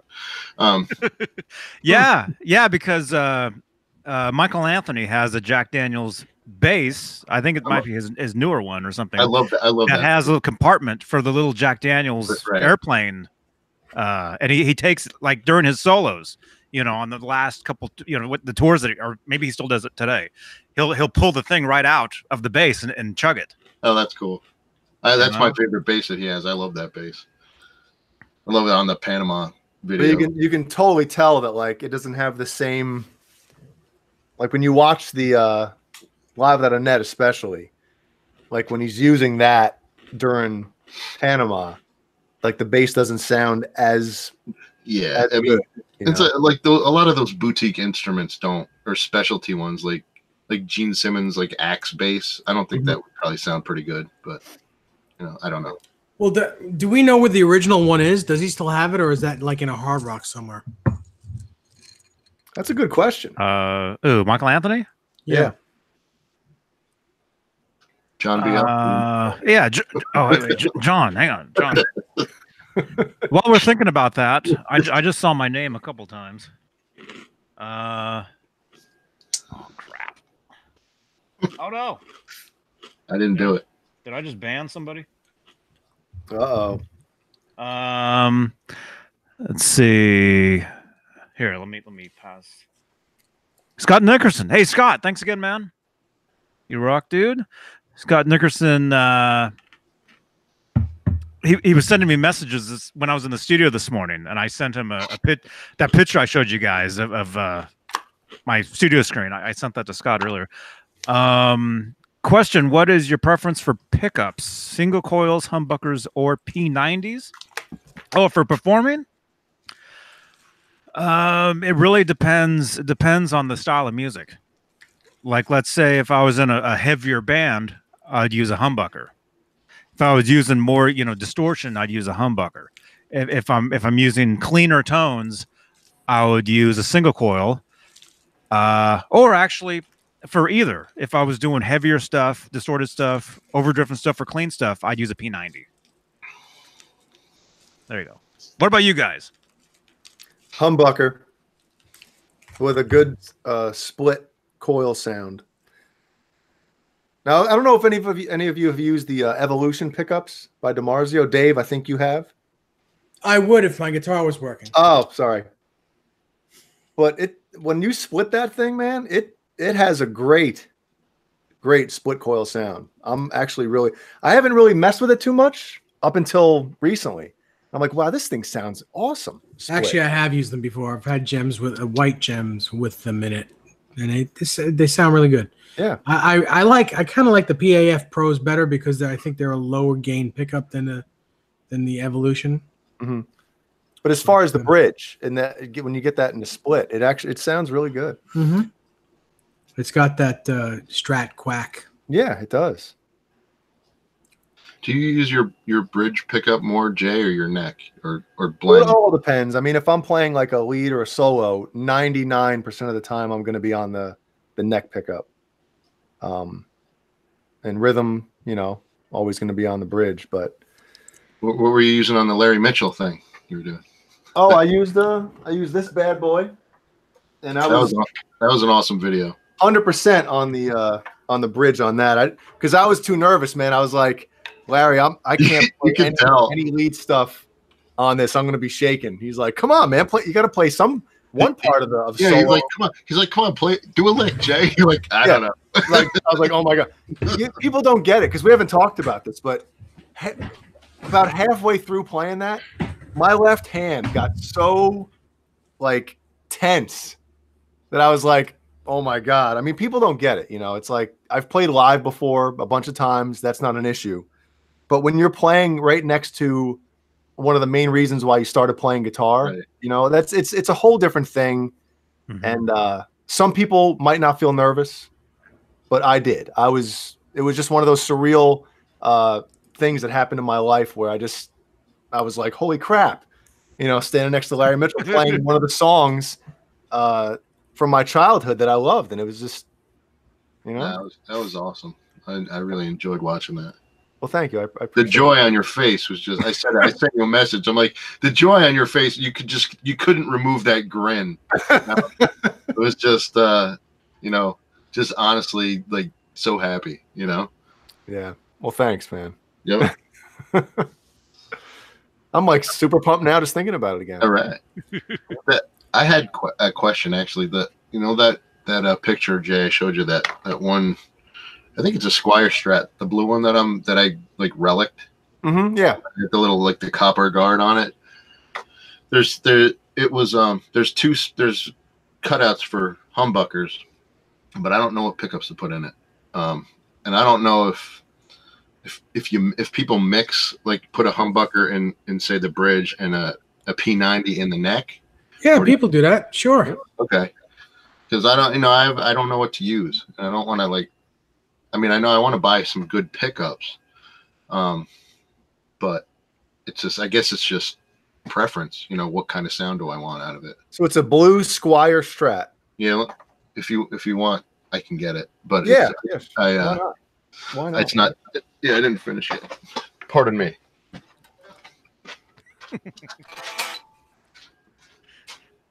R2R3 says, just don't vomit on the guitar, Jay. Imagine if I did that. Imagine if I threw up on Larry. Oh, man. The funny thing is everybody, like, I walked in and I didn't even have a chance to take my jacket off or like take my guitar out. And Larry's like, hey, grab your guitar. Let's jam the song. And I'm like, okay. It's like, holy crap, man. All right. So this is it so far. And this is I did put a Tessie switch in here too, so yeah, that'll be cool. Oh, awesome! But yeah, it's got two spots. So I was thinking about a humbucker in the bridge and a P90 in the neck. So I mean, I think that would sound pretty cool. You can do that. You got to make sure the balance is right because the humbucker could possibly overpower the P90, like when you flip. Right. Like that sound will get thinner, will get lower. I don't think so. Not in this case, because it's the P90 is going in the neck, and neck pickups generally are louder than bridge pickups. That's why bridge pickups are higher. Usually, they're usually higher than the neck pickup. Neck pickups are usually sunk into the body more. So, and neck P90s tend to be louder than bridge pickups. All right. I mean, I didn't know if that was the right configuration, or I guess, what would your guys' recommendation be for something like that? Well, I mean, you can do that. You can do that. I think you have a the neck position there. It looks like the hole is big enough for a humbucker. It is. So what I would do is probably get like a Johnny. What's that Gibson pickup that's a P90 but in a humbucker cover? The Gibson one, or the one you have, the Seymour Duncan. My favorites, the Fat Cat, the Fat Cats by Seymour Duncan. Yeah, it's the size of the humbucker, so it'll fit in that hole, but it's really a P90. Right. Yeah, I've looked at those. I mean, I've been looking through Reverb and stuff just to see what they have out there in sizes and measurements and stuff. And yeah, I've seen those there. So yeah, I mean, I'll figure it out, but it'll be pretty cool. I think be a cool setup. Well, my vote for the neck pickup would be an Air Norton, but that's just my vote. Okay. It's different than a P90, so depending on what kind of sound you want, Well, I mean, I'm just really learning guitar, so anything's going to sound good to me. Like crap. Pretty much. No, it'll sound good unless I'm playing it. It'll sound good like someone really playing it. But yeah, I'm still. Can I ask a question? And please don't take offense to this, but are you sure you want to put a really good set of pickups in a Squire Strat? No, I'm not. That's why I'm asking. It's. I mean, it might be worth your while to get a made in Mexico Strat that's 2 humbuckers. Mm-hmm. It'll be less money, or maybe the same amount of money, but much better quality. Okay. Yeah. No. I mean, this was basically a buddy of mine sent me a bunch of parts, and so I stripped everything out of it and put new electronics in it and a new bridge, and the neck is the same. But I know what you mean. I mean, now what I would do is I would take that neck and make a really good cigar box guitar with that neck. Yeah. That's what I would do. I have a couple. Yeah, I still have a couple of necks I'm doing that with. I have another. I have a Squire Bullet neck that I was making a cigar box guitar with. But yeah, it's not a bad idea. And have you ever thought of making like a really high end cigar box? Yeah. Like get a neck from Warmouth or something, or something like substantial and like the all super high quality parts. Right. See, the hard part with that is when you put say a Fender neck, there's really no you have to custom build the neck pocket. Absolutely. The neck pocket is. Sure. I mean, I probably have to mill out or route out a piece of wood to fit inside the cigar box. Absolutely, but that's what I mean, to make a really high quality one. Yes. Yeah, I have thought about that, and I started doing that for myself, actually, and it didn't turn out the way I wanted to. So, but yeah, when I get a little bit more confident in my building skills, that's something I'll probably do in the future. It's a great idea. It's a great idea. Mm-hmm. So, but yeah, I know. It's everything takes time and experience and money. Right. And I'm not. Believe me, I'm not downplaying what you do, because I think what you do is great. I think it's cool as shit. It's really amazing. Yeah, no, I don't. I'm thinking, man, instead of messing around with, you're going to put pickups that are more expensive than the actual guitar in that guitar. Yeah, and I don't want it. I didn't want to do that, but at the same time, I don't want to put pieces of junk in there. Yeah, but you got to realize that body is just, it's plywood. What kind of wood is that body like? It's plywood. It's not wood. Is it really? Particle board? Wait a minute. Which guitar is that? It's a Squire. Well, which one? They all are. They're all plywood. They're all plywood. Yeah, I guess. Do you know what year that thing's from? No. So like, is the neck the same as the body? Do they come together? Yeah. Okay, let's look at the neck. Look and see, like It at does the have back. the serial number. It does have the serial number on it. It should say where it was made. It'll say. Mango. Oh, crafted in China. Okay. I mean, if it is actually legit, you know, I mean, it could be. Oh no, wait, it's an Affinity. Yeah, Squire Affinity. Yeah, They're a few years old. They're not terribly old, and they're not brand new. So Yeah, it's Affinity series, but. Well, how does the guitar feel to you? I mean, it feels all right. I mean, if it feels good, you know, putting higher quality pickups in it will definitely upgrade the sound. Yeah. Well, I mean, now it doesn't sound like anything because there's nothing in it, Johnny. So it's an awesome air guitar. Yeah. You know? So how about this? You take a, you know, great guitar like this, and you put crap ass pickups in it, and then you take a crap guitar like that, and you put kick ass pickups in it. Which one's going to sound better when you plug it in with high gain?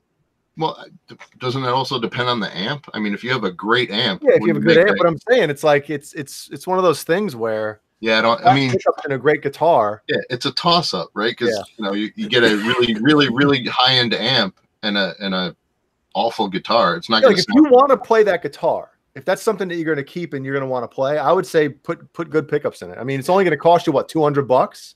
Yeah, if that. I haven't decided yet if I want to do that. You know, if I want to keep it or if I want to sell it, you know, or whatever. But I don't know. Yeah, I mean, but it's nuts. So check this out, guys. You know, the Ibanez micro guitars. Anybody? What about them? The Paul Gilbert model. I thought they only were making the white one. Well, No, with they're making a silver one now. Well, look at they're making this one. That's the 3/4 size guitar, and I wonder if it's just. Oh, sorry. I wonder if it's just for this year. And I'm like, man, I like that color. Yeah, that is cool. Because I'm thinking about in the next year or so, get Ellie started playing guitar. But I'm thinking maybe I'll just get this one, and then, you know, set it aside or whatever, so she has something really cool to play. You'll end up playing it. Well, I'm sure I'll try it, but you know, so I don't want to get a kid something that has a whammy bar on it right away. Is she gonna be an all-girl metal toddler band? All-girl toddler band. Yeah.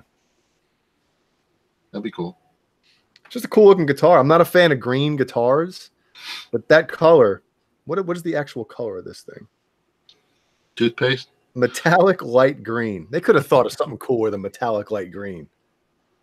Toothpaste green. Yeah. Toothpaste Or like green. like the green that's in the Aquafresh. Mouthwash green. There's Irish Spring soap green. Listerine. Here's your Listerine guitar. Green. That's too funny. Thrash Metal and Fun Riff says Rick Rubin or Bob Rock. Discuss. Well, I guess if you're doing a bunch of different styles, Rick Rubin would be your man because he's done everything from, you know, Slayer to Beastie Boys to rap, like any kind of music you can think of. For the most part, Rick Rubin is done. But if you're making done a lot of stuff. Hard rock album, I mean, dude, Dr. Feelgood. I mean, come on. The Black Album. Come on. Rick Rubin for me, thank you. I'd pick Bob Rock. Because Rick I do know from a band that has worked with Rick Rubin in the past, what year would this have been? 2005 or 4. That Rick Rubin wasn't actually the producer, even though he was getting paid like the producer. He was more or less, you know, just the name on it. And he had his main guy, you know, one of his guys that was the engineer, basically produced the record, even though he was getting paid like the producer. So If I was going with a producer now and I had to choose between those two, I would pick Bob Rock because Bob Rock would be involved more than Rick Rubin would. So there you go. Cool. If any of you guys, I'm offering this. If any of you guys want a cigar box guitar, just a 3-string, I'll build you one, and I won't charge you for it. Everybody in the chat, that's nice of you. Everybody in the chat. We got 63. You're making 63 things. I've only made 40, and I don't have them all. You got 20 more you got to make, and then you want. No, I'm talking about you three guys. If you guys want one. I'm offering that up. So, dude, if I have an address in the bottom of this. I know I sent you pics. Whatever it is. Yeah, that's right. That's right. I have all of your addresses. I sent everybody pics. You have all of our addresses. Anything you'd want to send over to review or whatever. I mean, have you ever played one, Johnny? I have actually. There's a company. There's actually a local company to me that makes. Are they cigar boxes? I'd have to look it up. Yeah. Okay. I have, but they're not home. They're not like homemade. They're like no. I mean, I know they're factory. The one I played was like a factory made one. I know Lace actually started making production cigar box guitars. They were at NAMM. They had a booth. I saw the booth, but I think that defeats the whole purpose because it's so it's just like a home craftsman type thing. Right. At least the community. I mean, I know a lot of people in the cigar box community. There is a bunch of them, and they're like up in arms. They're like, "Oh my god, they're starting production. No one's going to buy that, or why would you do that?" I'm like, yeah, whatever, dude. Sorry about that. 1 second, please. Yeah, hello. Oh, mute your mic. I'm on the show. I'm on the show. Bye. That was the wife. So she's like, "You're coming up?" No, she's not. Meg. No, I'm not coming up. Yeah. The ones I really like to make are the ones with a piezo pickup, and with some sound holes in it. But it's still still electric. You can still plug it in. It sounds really good with just like a bedroom amp, like a practice amp. It would probably sound good with that Yamaha. I actually want to pick up one of those. The Yamahas that you guys are always talking about. Yeah, man. Yeah, those amps. Yeah, they look and they sound awesome. Even over the internet, I can imagine what they sound like live, but I haven't heard one yet live. Yeah, I can't explain to you. They sound awesome. Yeah. So I have a Roland Microcube. That's what I use to just practice with the play through there. But yeah, those are great. Yeah, they're awesome. And the ones with the piezos, I mean, they sound pretty good. So I'd even put a switch in one for you, Jay. So, yeah, a Tessie switch. That's right. You betcha. I got to order one tonight. I got to call Rob in a little bit. Cool. And order one. But yeah, I'd be happy to make you guys one. It'd be my pleasure. So that's really nice of you. Wow. Can you swirl Dave's for him? So if you remember, maybe I don't know how many shows ago I was asking, to get some diagrams to do a stripe one. I can make a Franken cigar box. Yeah, Franken box. That'd be awesome. So that might be something that isn't that CHS Customs guy near me in Beacon. Where is he? He's friends with Freddie. Is he really? Yes. Freddie sent me a picture like a month or two ago of them hanging out somewhere. He doesn't work anymore at Global. He left. So, yeah, I know. Yeah. But and speaking of that, I'm gonna have to go visit our friend with a monkey wrench and yes, you are. Go in his bedroom window and take something because he's not getting back to you. Yeah. But, where is it? Wow. Just for the record, I have no idea what they're talking about. I don't think anybody does. You gonna tell him or not? I might as well. Yeah, go ahead, tell the story. the dude that I sold my old Ibanez RG760 to is a mutual friend of Brendan and I, right? Is that mine? Whatever it is. Whatever And prop. mine. Brendan and mine. Mine. Yeah, that's right. I haven't seen the dude in a long time, but Brendan ran into him a couple months, or maybe 2 months ago, 3 months ago? Yeah, it's about that. Yeah. Just randomly after I was talking about it on a show and remember I showed the picture? Like the day after, Brendan saw him at a gas station, like pumping gas. It's like, what are the odds of that, right? I was like, whoa, it's meant to be then, dude, you know? So I guess Brendan had mentioned, hey, you know, Jay has mentioned that he'd like that guitar back. So he would buy it. He's like, yeah, he would buy it back from you. Yeah. And supposedly he was supposed to contact Brendan to get a hold of me, and it hasn't happened. But I know where he works now. So Cement Shoes. Yeah. I'm like, hey, you know, take it to work. I want to take a look at it, and I'll just drive away with it. So, but it was the funniest thing though. I'm in 7-Eleven and I'm, you know, pumping gas and I go in and buy coffee, and there he is standing in front of me like, Mike. And he turns around, hey, like, I gotta talk to you. And it literally was like the day after I was talking about that guitar on the show, right? And you're like, dude, you'll never guess who I ran into. I know. You were like, no way. You're lying. That's what I'm saying. It's meant to be. I got to get it back, man. It has to be mine again. Yeah, it will be. It will be. Wow. Anyway, sorry.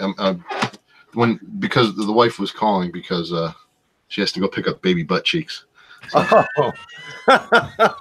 Baby butt cheeks is getting his license in a couple of weeks, Jay. It's scary. So. Because I know you remember when he was born, I think. Yeah. Jeez. I remember when he was literally baby butt cheeks. Yes. That's so funny. So weird. So weird. And he's got a girlfriend now. Ooh. Yeah, that's another worry. There's all these worries.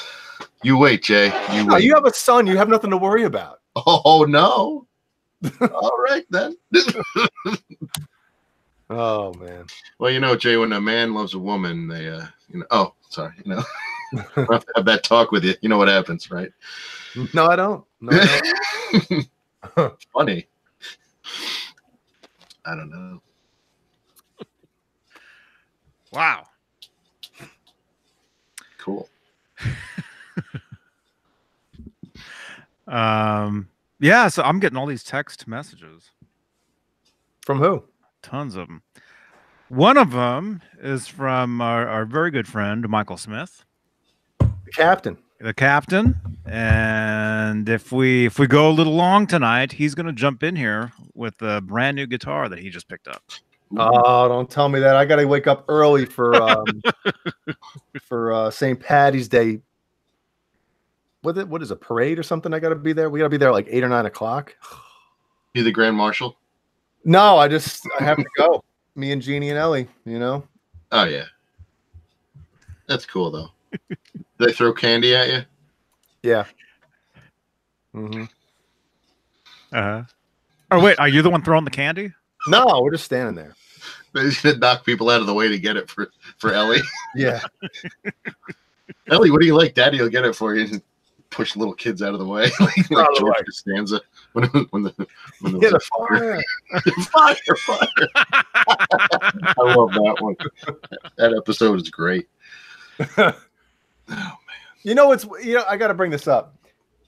Somebody had mentioned, you know, like Friends, you know, that show, whatever, from the early mid 90s or whatever. It's on syndication. It's on Netflix now. It's not funny. And I had told somebody that, and they were like, "You're nuts." I'm like, "Did you ever see the episode that somebody edited when they took out the laugh track or the canned laugh?" Oh yeah, it's horrible. It's horrible. It's like, oh my god, it's creepy. It really is creepy. It is. I heard about. Is that on? Hey, John BL, can you put that in the Discord? Yeah. I want to see that. That sounds good. When people say that show's funnier than Seinfeld, I have to tell them, listen, There's nothing. All you have to do. There's nothing funnier than Seinfeld. All you have to do, you can talk about an episode and bring up what happened, like you just did with the fire at the birthday party. It's funny, like you're instantly like, yeah, that's right. In Friends, it's like it doesn't. There was one thing in Friends that made me laugh, Jay. One thing. It was when they were trying to bring the couch up the stairs, and stupid Chandler was going pivot. Oh no, I just saw that. I just saw that. I was at a gas station getting a sandwich made, and TBS. I'm sitting there waiting, and I'm watching on the TV. Like pivot. He's like pivot. It was Ross. Right. He's going Ross pivot, and then Chandler goes shut up. You know, that was the only one that made me laugh. So there's probably a handful of like legit funny parts in that whole series. Yeah, but I mean, every Seinfeld episode has something in it that'll kill you. And it's just the topics. The topics alone are fun. And it's like, oh yeah. Whereas like other things, you have to mention the actual joke. Yeah. I think Brendan. Did I stroke out? Oh. You're frozen. You're frozen to me. But did you what? Where's the button? We don't have that up here. You don't have a dump button. There you are. Am I back? Hello. There you are. You notice how over the top the canned laughter is on Friends? Mm-hmm. Like it's way too. And was that show in front of a studio? I think they all are. I think a lot of. I don't know about Friends. Seinfeld was, but Friends. I mean, someone walks in the door in Friends and they laugh. It's like no. But on Seinfeld, actually, if you listen, which episodes are they? Maybe some of the earlier episodes. It's actual laughter from the audience, but some of it is mixed in because if you listen close enough, you can hear Jerry himself laughing. Really? In some of the laughter. Yep. They do mix that in. Though. They do both. They do both on a lot of shows. But. John BL, throw that in the Discord, please. John BL, make us a laugh track so this show is not is funnier than it actually is. John BL, make me a sandwich. Don't you have a laugh sound on there? Oh yeah. Oh yeah. Actually, we should be using this after every joke.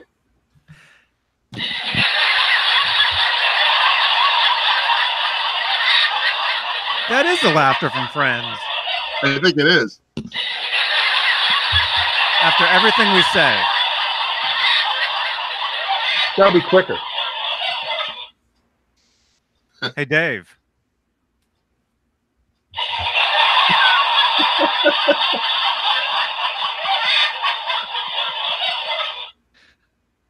Didn't work, Johnny. What the fuck?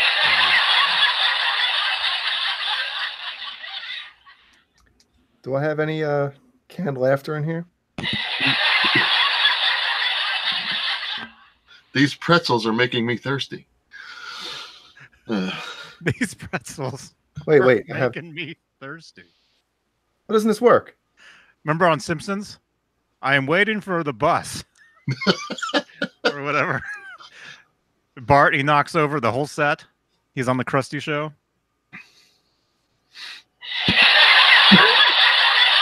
There you go. And there's just dead silence. Just hit a laugh track. Perfect.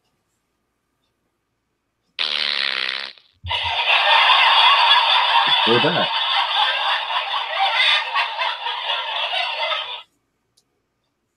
So I downloaded the soundboard on my phone, and none of the sounds are working. Oh, it's on vibrate. That's probably why.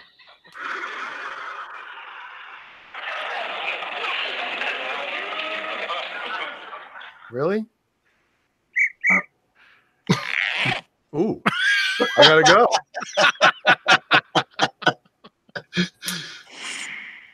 That's a good one.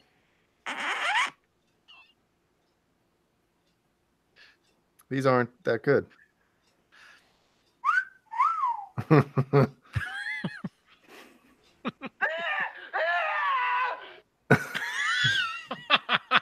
At this point of the show, That's all I got. This one sucks.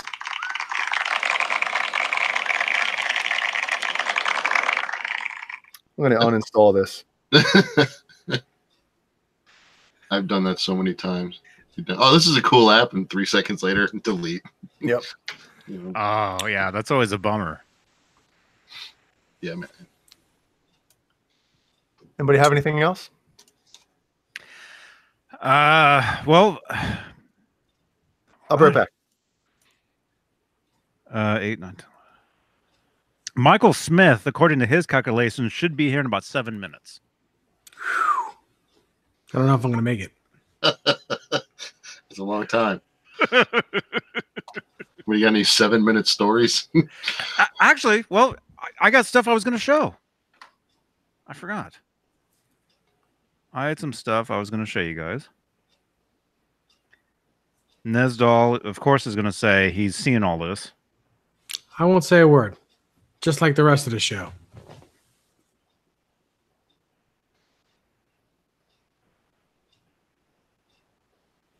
Check this out. Send me the link. Okay, Michael Smith will be here in 2 minutes. Let me go ahead and send that real quick, and then I'll show you guys this. I've got a couple really cool things Van Halen related for you Van Halen fans. Actually, if you're in the Discord already, you probably would have seen this stuff because we tend to post this stuff over there. Hey, that gives you a great excuse to join the Discord server. Link is in the description, or Nightbot has been spamming it out. Let's see, Michael Smith. Wait, is that new? Oh, no, that's old. All right, Michael Smith. You guys should see him in a couple few. Cool. Actually, this is something Michael Smith posted to Facebook last night. This is something I haven't seen. I've seen this before, but not for a lot of years. Oh, wait a minute. Oh, yeah, I remember this. I know you guys don't know what I'm talking about. Hang on.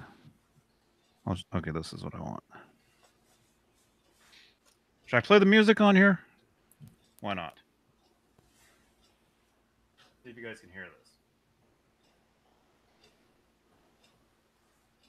Wait a minute. Yeah, this is rough. Why is it not playing? Sound vibrate.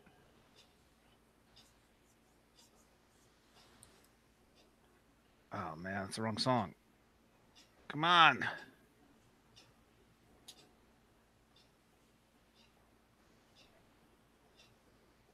I have seen this. Okay, it's a Van Halen show from 1991. I'm showing you guys the guitar that Eddie's playing. This is something not a lot of people have. I just want to get to a. Okay, there he is. There he is. Can I show this?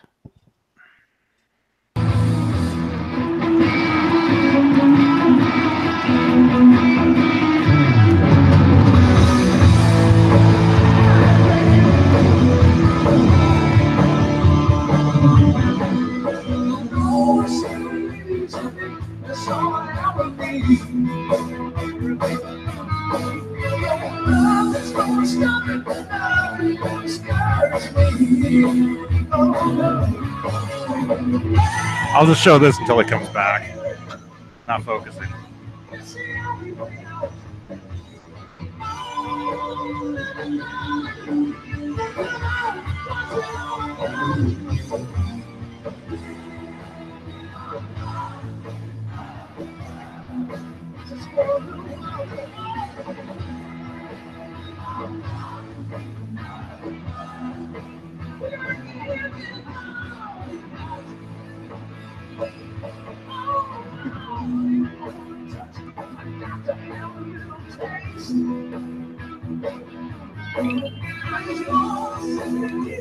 I'm trying to show this guitar here.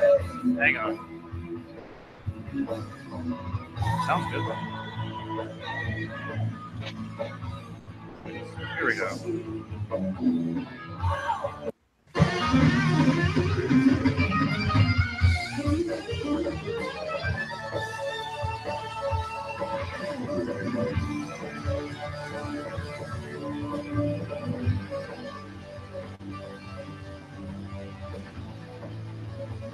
yin yang Ernie Ball.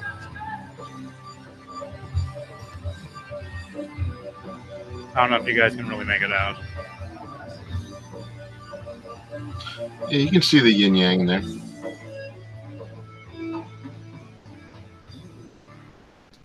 Anyway, that video is in the. Oh, wow, look how high that is. That video is in the Discord. You can see Charlie Chaplin up there. Charlie. And then, okay, since I played that, I'll get flagged anyway. Look at this. This is really cool. Check this out. We're trying to find the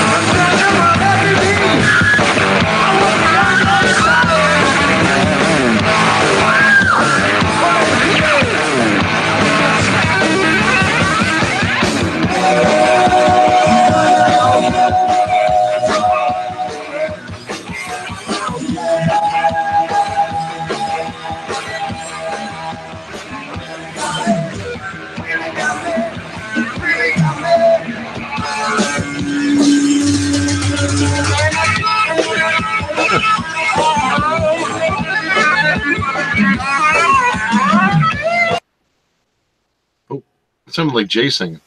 Hey, Michael. Hey, how you doing? Hey, and if you didn't know, what's cool about that is Eddie's playing the double neck guitar, and you really got me. Mm-hmm. The Secrets guitar he's playing, Well, which is what was that? very rare. The boat is docked. The captain is here. Hey, What's that? What are you talking about with the double neck, Johnny? Eddie was playing the double neck guitar on "You Really Got Me," which Oh, he only played that on Secrets. Okay, that was. I think that was a. I think I posted a video up about that. Yeah, Yeah, maybe, yeah. From '91, I think it is. Oh, that was the New York show where he's playing the yin yang. Oh, the Ernie yin yang. Ball. Okay, yeah. I didn't see the other one. Then I'm wrong. I went to that show. That's the show I went to. Cool. You were there? 91. Do you remember that guitar? Do you remember him playing? Yeah. He played it for the encores. Cool. I saw the '91 tour also.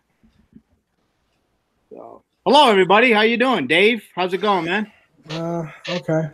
Okay. How are you? Hanging in there. You know. Jay, David, Brendan. Brendan. Oh, Brendan, how you? Listen, I Hey, buddy. posted one of your videos that you met John 5, right? Yeah, last night. Yeah, we were talking about that earlier. Yeah, last night I went to his show. It was amazing. That was badass, man. A little video. He's playing your guitar. You gave that to him, right? Yeah, I made that for him. It was awesome. That is so cool. Yeah, show was fantastic. Well, Michael, you can have my spot. I got a split. Oh, okay. All right. Well, I got a guitar if you want to. You look at it later on. You got to go. Why don't you just show it real quick? Yeah, if you're showing it right now. I'll pull it right now. Don't mind the mess. I'm What's shredding up a with bunch of boner paper. cam?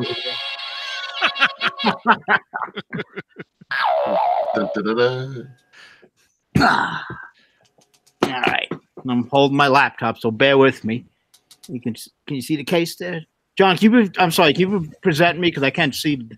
Wow, another Music Man, huh? Yeah. Damn. There it is. Okay. Wow, another Music Man, huh? That's real nice. All right. And Here we go. Oh, wait a minute. Oh. Ooh. a little top. Oh, it's very pretty. Let me take it out. Let me take it out. Let me take it out for a minute. Boing. Oh, wow, man. Excuse me while I whip this out. You got that? Yeah, there it goes. Wow. Oh, that's cool, man. Now, what do they call that wood? Koi from Hawaii. Mm-hmm. Koi or Koa? Koa? Koi? Oh, it's Koa. Koa. Koi. Koi. That wood's very cool. You might want to watch it. Be careful. It's made out of big goldfish.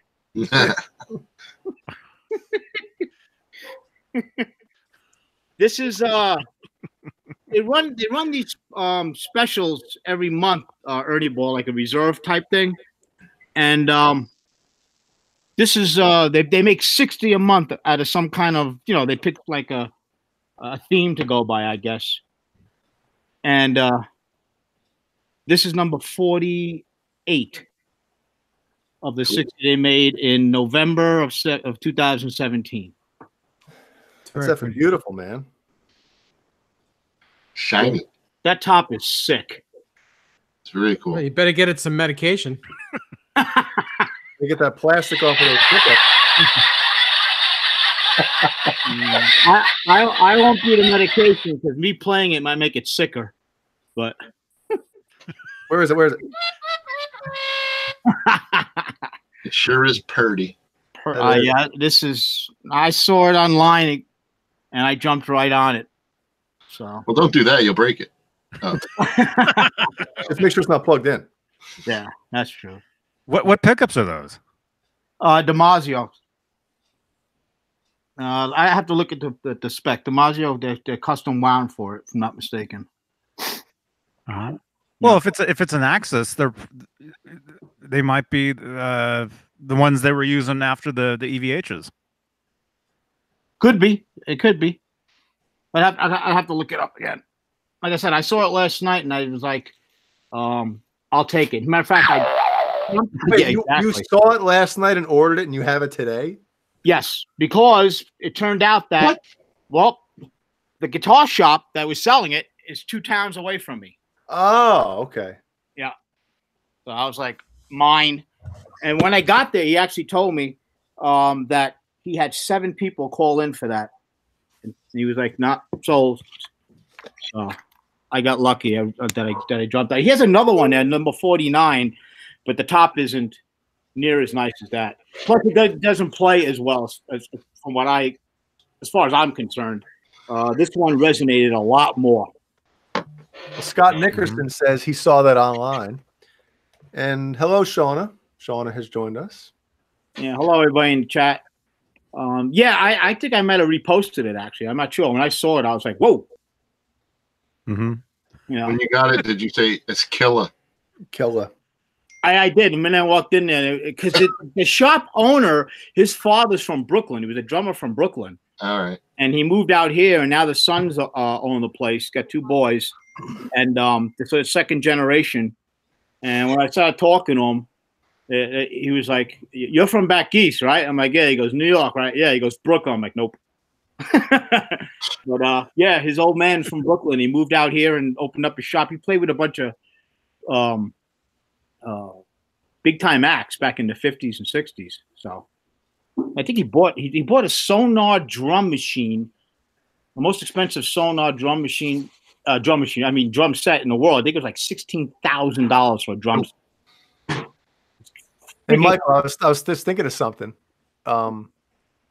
You should come up with your own. No, this is stupid. I don't know why I think this is funny, but I do. Go ahead, say it. You should call Tessie Switch and be like, "Hey, I want my own signature switch called the Killer Switch." Dude, why not? You can get a licensed switch. That'd be awesome. Like you touch it, and it's like you plug your guitar into an outlet, and then you touch the kill switch, and you know, that's it. It kills, but then it has my voice saying "killer," just to ruin the show. Well, that's what we need on one of these. Is your voice saying that?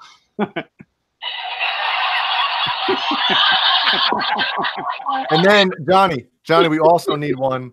We haven't seen him in a while, but he'll be back soon. We promise. We need another button that says, "So Caleb, what's the news on Nerd Halen?" Steve Anderson. Yeah. Yeah. Oh God. I'm glad to see him up and active again. And he posted something today, though. Caleb did that. I guess the Nerd Halen website is live now. nerdhalen.com. Right? Awesome. I didn't see that. Cool. Awesome. Hey, Tessie. Yeah. I think it was on his Instagram. I think. Yeah, I gotta call Rob in a little bit. Tessie Switch. After I put the little pumpkin to bed. You got an early day tomorrow, right, Jay? You going Well, to... it's early for me, but not early for probably the rest of the world. You know, I don't like waking up in the morning. I really don't. I despise it. Yeah. You got to do it. Steve Anderson, everything's good with him. Everything's good. He will be back. Yeah. Yeah. I got to go tuck my pumpkins in, actually, all 10 of them. So I'll be right back. But if any of you guys disappear, I'll see you guys soon. Johnny, I'll say goodnight to you now then. Yeah, I was going to split too. I may disappear as well. Oh, no, it's going to be Michael Smith by himself. And I'll talk to the room. Okay. And all right. By the time you get back, it'll be me and you and nobody in the room. So. All right. Well, good night, Brendan, Dave, and Jay. Good night. And Good night, guys. See you guys Tuesday. Michael, it's all yours. And I'll be back. I'll be back. Thanks for having me on, Johnny. And Jay. anytime, man. No problem. Talk to you guys later. All right, guys. Dave, take care, man. See you later. Jay, take care. See ya, I guess. Well, hold. You know what? Chill out 2 minutes. I'll be right back. I'll be right back. Okay. All right. He can't leave me alone out here. I'm on a boat by myself. I need some company. Johnny is choking chickens. So how's everybody doing out there, man? What's going on in your world? Thank you, 64 T-Bird. Tessie's going to be my private dancer. I love it. Shake that thing. Shake your money maker. Hey, Metal Mike. Cool, man. Awesome. Good deal.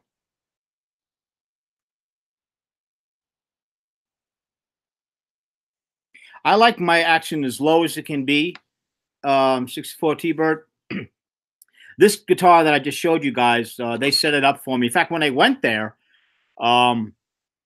they had set, they asked me how I wanted it because they called me up early this morning, and I told them that I wanted it to be, told them the strings I wanted 9 to 46s, standard tuning, and then they set it up. I told them I wanted it as low as possible. So they had the next one, the 49, out as well. They brought them both out for me and said, "We'll show you. I should say, you can play both of them, and since you bought the one, and you can pick whichever one because we have two here." So I'm like, "All right, cool." So I'm going back and forth, A-Bing them, and I like the other one better. It played better, whatever. So I said, "Listen," I said, "I asked for the action as low as can be. Can you guys just like kind of check it out for me?" So they actually lowered the guitar, this one, which I originally bought. That's why I chose it. They lowered the guitar's action a lot more, and it actually played to my liking after they did that. The guy, I tell you right now, man, they're cool at that shop there. It's called Drums Guitarland, down in Wheat Ridge, and they were like, "Listen, even if you want, you can take one of the two home tonight. You can play it and decide if you like it or not. If you like it, you keep it. If you don't like it, call us up first thing in the morning, come on back in, noodle around with both of them again, and then pick which one you want," which I thought was pretty cool. I mean, they're a mom and pop shop, second generation. And it was awesome. My next move now is I got to see if I can get down there this weekend, Flipside Music down in Denver. I want to pick up a guitar from them. So, but this thing just popped up and I couldn't resist it, man. That top was driving me crazy. It was beautiful. How's the weather, Danny? The weather's okay out here, man. We got pounded with snow, as you guys, it was all over the news. We got slammed, man. Most of the area where I'm at, we only got 7 inches. That was on a low scale for the most part for the storm. But it gets so hot out here in the Denver area that most of it literally was melted. All the concrete and the roads are they're dry as can be, but most of it melted already. Now you go further out east in the plains or in the mountains, they got clobbered. Dave. Dave. No, Dave is up there freeze framed on my TV. That's Mike. Say hi, Mike. Hey, Mike. Hi, Ellie. How are you? Hi. Everybody knows your name. Frank. Hey, Joe. Hi, Ellie. Let's hear it for Ellie. Ready? 1, 2, 3.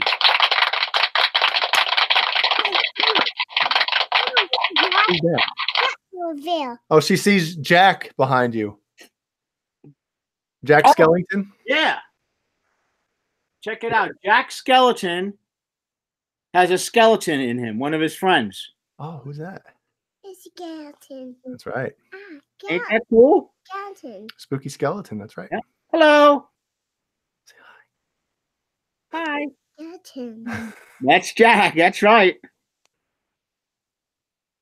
I'm glad she knows that. You're bringing her up right. Oh, yeah, she knows that stuff. Skeleton Jack. What'd she say? Skeleton Jack. Yeah. Skeleton Yeah, Jack. what's next One of to my it? favorite movies. Guitar. Guitar. Look, that's you. Over there. She's going to point out everything that's behind you. Oh, that's awesome. Does she know Frankenstein? Yes. Well, let me get. I don't want the scary one. There you go. She doesn't care about that.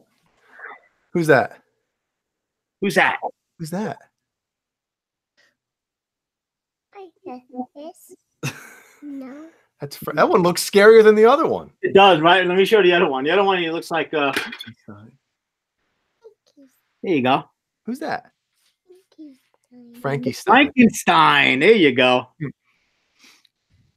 you show what you Frankenstein. have? They're twins. Hedgehog. Show Mark. Hedgehog. Oh, a hedgehog. That is awesome.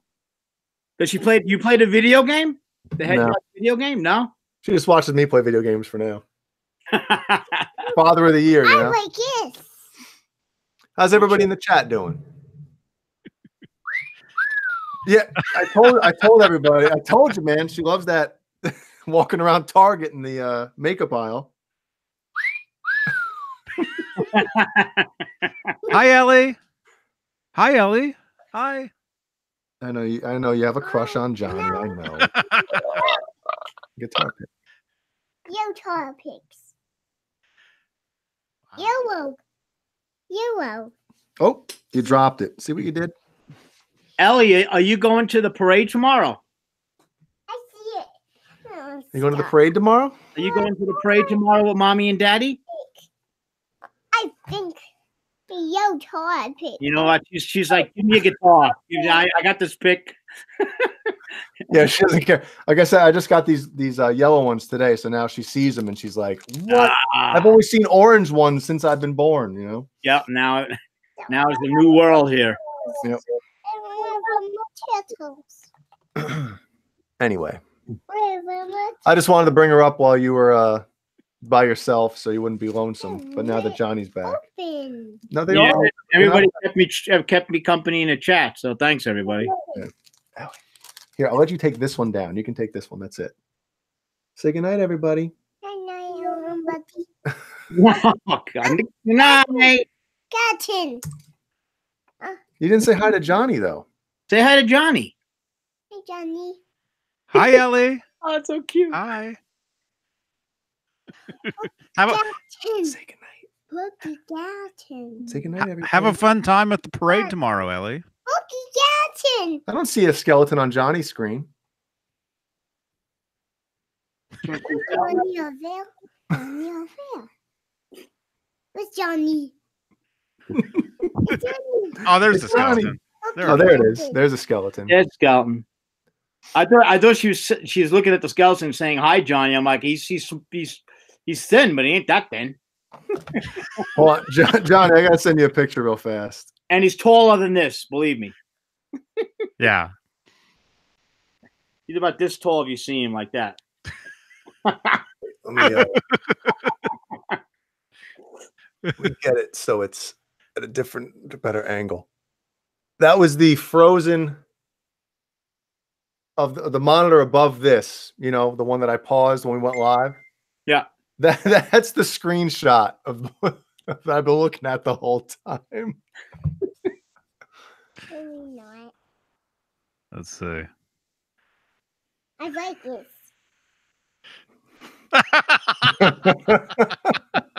That's what Did you send it to me, Jay, or just Johnny? No, just Johnny. you just sent to me.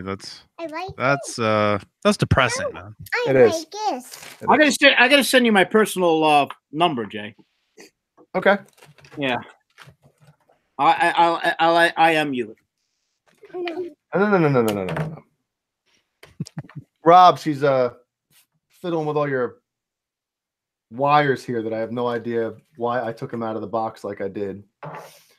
All the Tessie switch stuff is like just piled right here, and I'm like, I hope it's all there. Wow. Rob, you should make a toy for kids. You know, what do they call it? A fidget toy or something like that? Yeah. Watch, Ellie. Push that. Isn't that cool? That's cool. Yeah, you got to make ones for kids. Make it for kids and call it Killer. Yeah. Oh.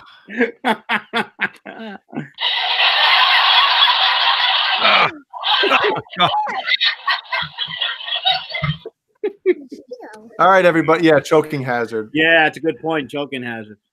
I don't feel. It's Johnny Hell. Can you read Johnny's shirt? Hi. Here, pull your shirt up. Well, can she read? Blue. What's that? The blue. Can she Blue? read? Okay, what letter's that?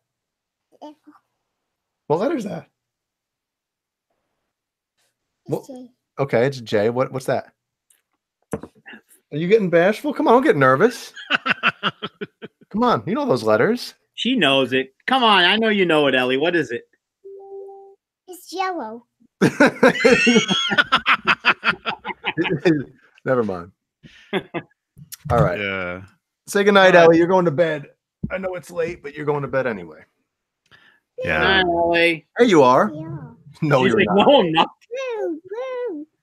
Did All right, she everybody. Did she say you're yellow that you ain't gonna put her to bed? You're Oh, you're yellow. You're yellow. Nobody calls me Yellow. yellow.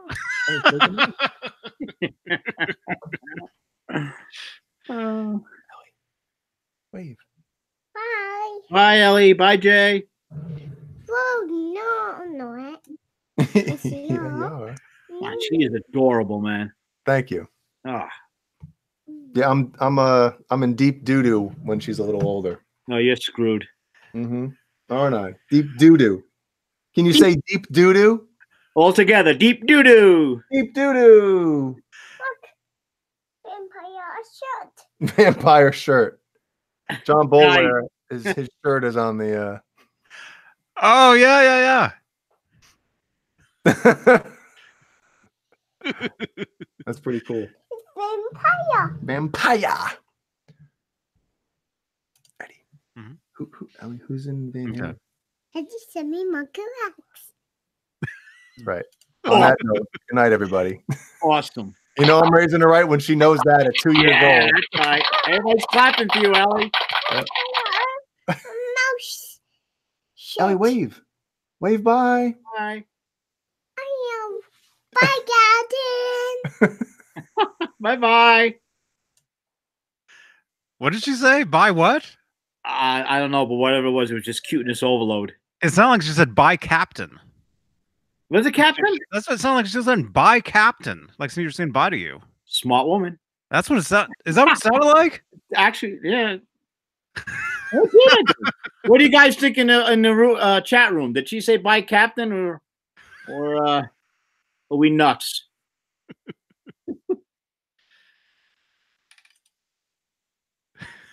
Wow. 5-second rule. That's funny. Picks it up and then shoves it in his mouth. Man. Frank Corcoran, hey. Hey, Frank.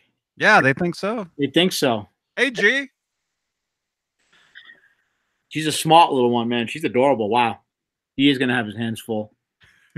Oh, yeah. Wow. So, well, thanks for letting me on. Tried to rush home as fast as I could. I know it was towards the latter part in the end, but when I saw that, the video, they posted a Facebook video up, and when I saw that last night, it was, just a quick little video. I was like, oh my God, that top. I made a little research into it, and they cut a decent chunk of change off for the price. So right now I've got a couple of things up for sale so I can pay the credit card bill, because I was like, I'm having this. I don't care. I'm taking this thing. And they're going for a lot more than what I got it for. That's all I need to say. So, Mm-hmm. a good deal. It looks cool. Yeah, Looks cool. I bet you it sounds amazing. Yeah, that top is gorgeous, Johnny. I mean, the video doesn't do it any justice, you know. And when I first walked in there and they took it out, and I was like, holy crap, wow, this is better in person than it is, you know, on film or camera. Most things are, right? So, Yeah. Yes. Steinberger going on back there, nice. Oh yeah, that's been my main guitar past week. With the recording? With recording and cool. Yeah, you weren't here, man. Yeah, I was in the studio today. Well, my time, 10 o'clock to 3 o'clock. Okay. Just non-stop. Wow. Yeah. I basically jumped out of bed and went straight. Are you I didn't ask this question. Are you applying keyboards now? Yeah. Awesome. Okay, great. Because I know you've been working on that. So yeah. I've been doing keyboard stuff. I'm playing headless guitars. Dude, you got to put up more content so we can listen. Unless you can't. I mean, I don't know if it's if it's necessary or something. You know, some of it I will. Yeah. Some of it I definitely will. Where's the picture from today? Is that it? Oh, that's the picture from today. But I want to show you a picture from. Oh, Jen said Ellie is now downstairs saying, "I like Johnny and Mike." That is awesome. They're probably still watching us. He's something else, man. I tell you, you guys are blessed. Yeah. Absolutely blessed. Awesome. What do you got there? What is it? You can show me. Look at this. This is I'm using Logic. Yep. And so this was my setup. This was my setup for my this guitar solo I did for this track. I was using a Friedman. Oh man. A Friedman amp. Tape, for tape saturation, to make it sound more, Yeah, more analog. More analog. Yep. And then this is the magic right here. This is an Eventide harmonizer. So you know how Eddie used something like that, right? Yeah. Oh, yeah. All these guys, Rob Johnson, Nesdal, Chris Hubbard, Craig, all those guys are talking about their wet, dry, wet setup. Yeah. This is basically the effect of that's the effect they're getting. Really? Or this is what they're after, yeah. Because obviously I've been to Dave's house a couple of times and he's played that man, oh man, the sound he gets out of his setup. Holy moly, it's amazing. It's an awesome sound, and I recorded a guitar solo for this Friends track that I'm mixing. I was mixing it this morning, and I have to be done Monday. I've got 3 tracks I got to be done with Monday evening. Okay. But I decided to do to use this guitar, and I played into Logic, into a Mac, into the computer, into the board. But it's just clean, just a clean tone, like no distortion, no nothing. Right. And then I added on afterwards the Friedman gain. Oh, so you played it clean in and then added the effect afterward. Yeah, add all the stuff later on. Okay, all right. That's actually how you should do a lot of recording. Should actually be done clean, and then you add, especially if you're doing it digital. If you're doing it. Yeah, because you can then now you're tweaking the sound, right? I get it. Yeah. Because anything you record, like whatever tones, you're stuck with that, and there's nothing you can do with it. But if you play clean, like how I did this track, Hallelujah, this track we're working on. Yeah. I played my telly on that. Hey Pascal, hey dude. Hey Pascal. Pascal, what time is it there? Let's see, it's 7:42. Let's see, 5. 6. It's got to be like 5:42 in the morning, man. He's in France. He's in France. Pascal goes way back. He's been watching these videos for years. Awesome. Great to see you, man. Hey, Michael B. Oh, there's a lot of stuff on here tonight. You'll have to rewind. and we've been on for a little while, 2.5 hours or something. But anyway, what was I saying? If you're recording, you know, into a DAW, let's say. Yep. It looks like I'm doing this towards the camera. I'm actually doing this towards the computer screen. You know, if you're recording into a DAW, a digital workstation, you know, you wanna play clean, you know, the guitar, and then any effects, any overdrives, any whatever you add later on. Okay, so you want to play clean and pick your, you know, your pickup selection or whatever, you know, to get the certain tone, neck bridge or whatever, or mixed, and then you tweak that. Yeah, because anything you record, like let's say, you know, I plug this guitar into this, you know. Yeah. Whatever it's distortion. I'm gonna get this sound, but I'm gonna be stuck with this sound. Because you can't tweak that because it came in that way. You can't tweak it. I mean, technically, you can EQ it later on. You can add, you know, more to it, but you can't take away what's already there. Okay. But if you record directly in clean or through a clean amp, you can add any plugin you want. And I would imagine that would make you. I would imagine that would make your playing a little bit more precise because, you know, if you're really, you know, if you really, especially if you use a lot of overdrive or you know, something like that, little things that where you may kind of make a mistake or whatever, it's going to be hidden up a lot of times because it's just distorted. So if you're clean, you're going to catch these little hiccups that you may be doing. Otherwise, you may not even notice, right? So I would imagine it would just make you kind of play a little bit cleaner. No? Yeah. Michael B, thank you very much, man. Yeah, if you play clean, you notice, you know, it makes you play cleaner, and then that makes your track, anything you add, you know, over it, that makes it that much more cleaner sounding. Cool. You know, and clear. Awesome. Yeah, I got Logic Pro I on my computer. I gotta start messing. You gotta. We'll talk later on. You gotta let me know how I can get those add-ons in there. Yeah. Oh, I want the main one. I'm gonna mess around with that, man. See you, Tessie. Bye, Tessie. I know, man. I know. There's all this stuff now that I gotta get, because I've been using a certain DAW for many years, and I'm used to it, and it's great. But this stuff I'm using now over at this other place, is freaking that much better. That much, you know. Right. We love you too, Tessie.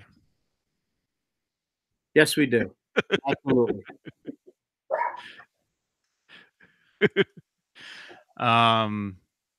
But anyway, thank you, Scott. He said I got a nice guitar. That is nice. Yeah, that is a nice guitar. How come you're I can't believe you're not like. I still can't believe I have it. You have no idea. It was less than 24 hours when I saw it. Then when I found out it was so close to me, 2 towns over, I'm like, oh, I'm in trouble now. How do I not? Mm-hmm. How's Howie doing? He's good. Okay. He's doing good. He doesn't need the back thing all the time, right? Oh, the wheels. Yeah. A lot of you guys might not know this unless you follow Howie on Facebook and Instagram. Oh, I do.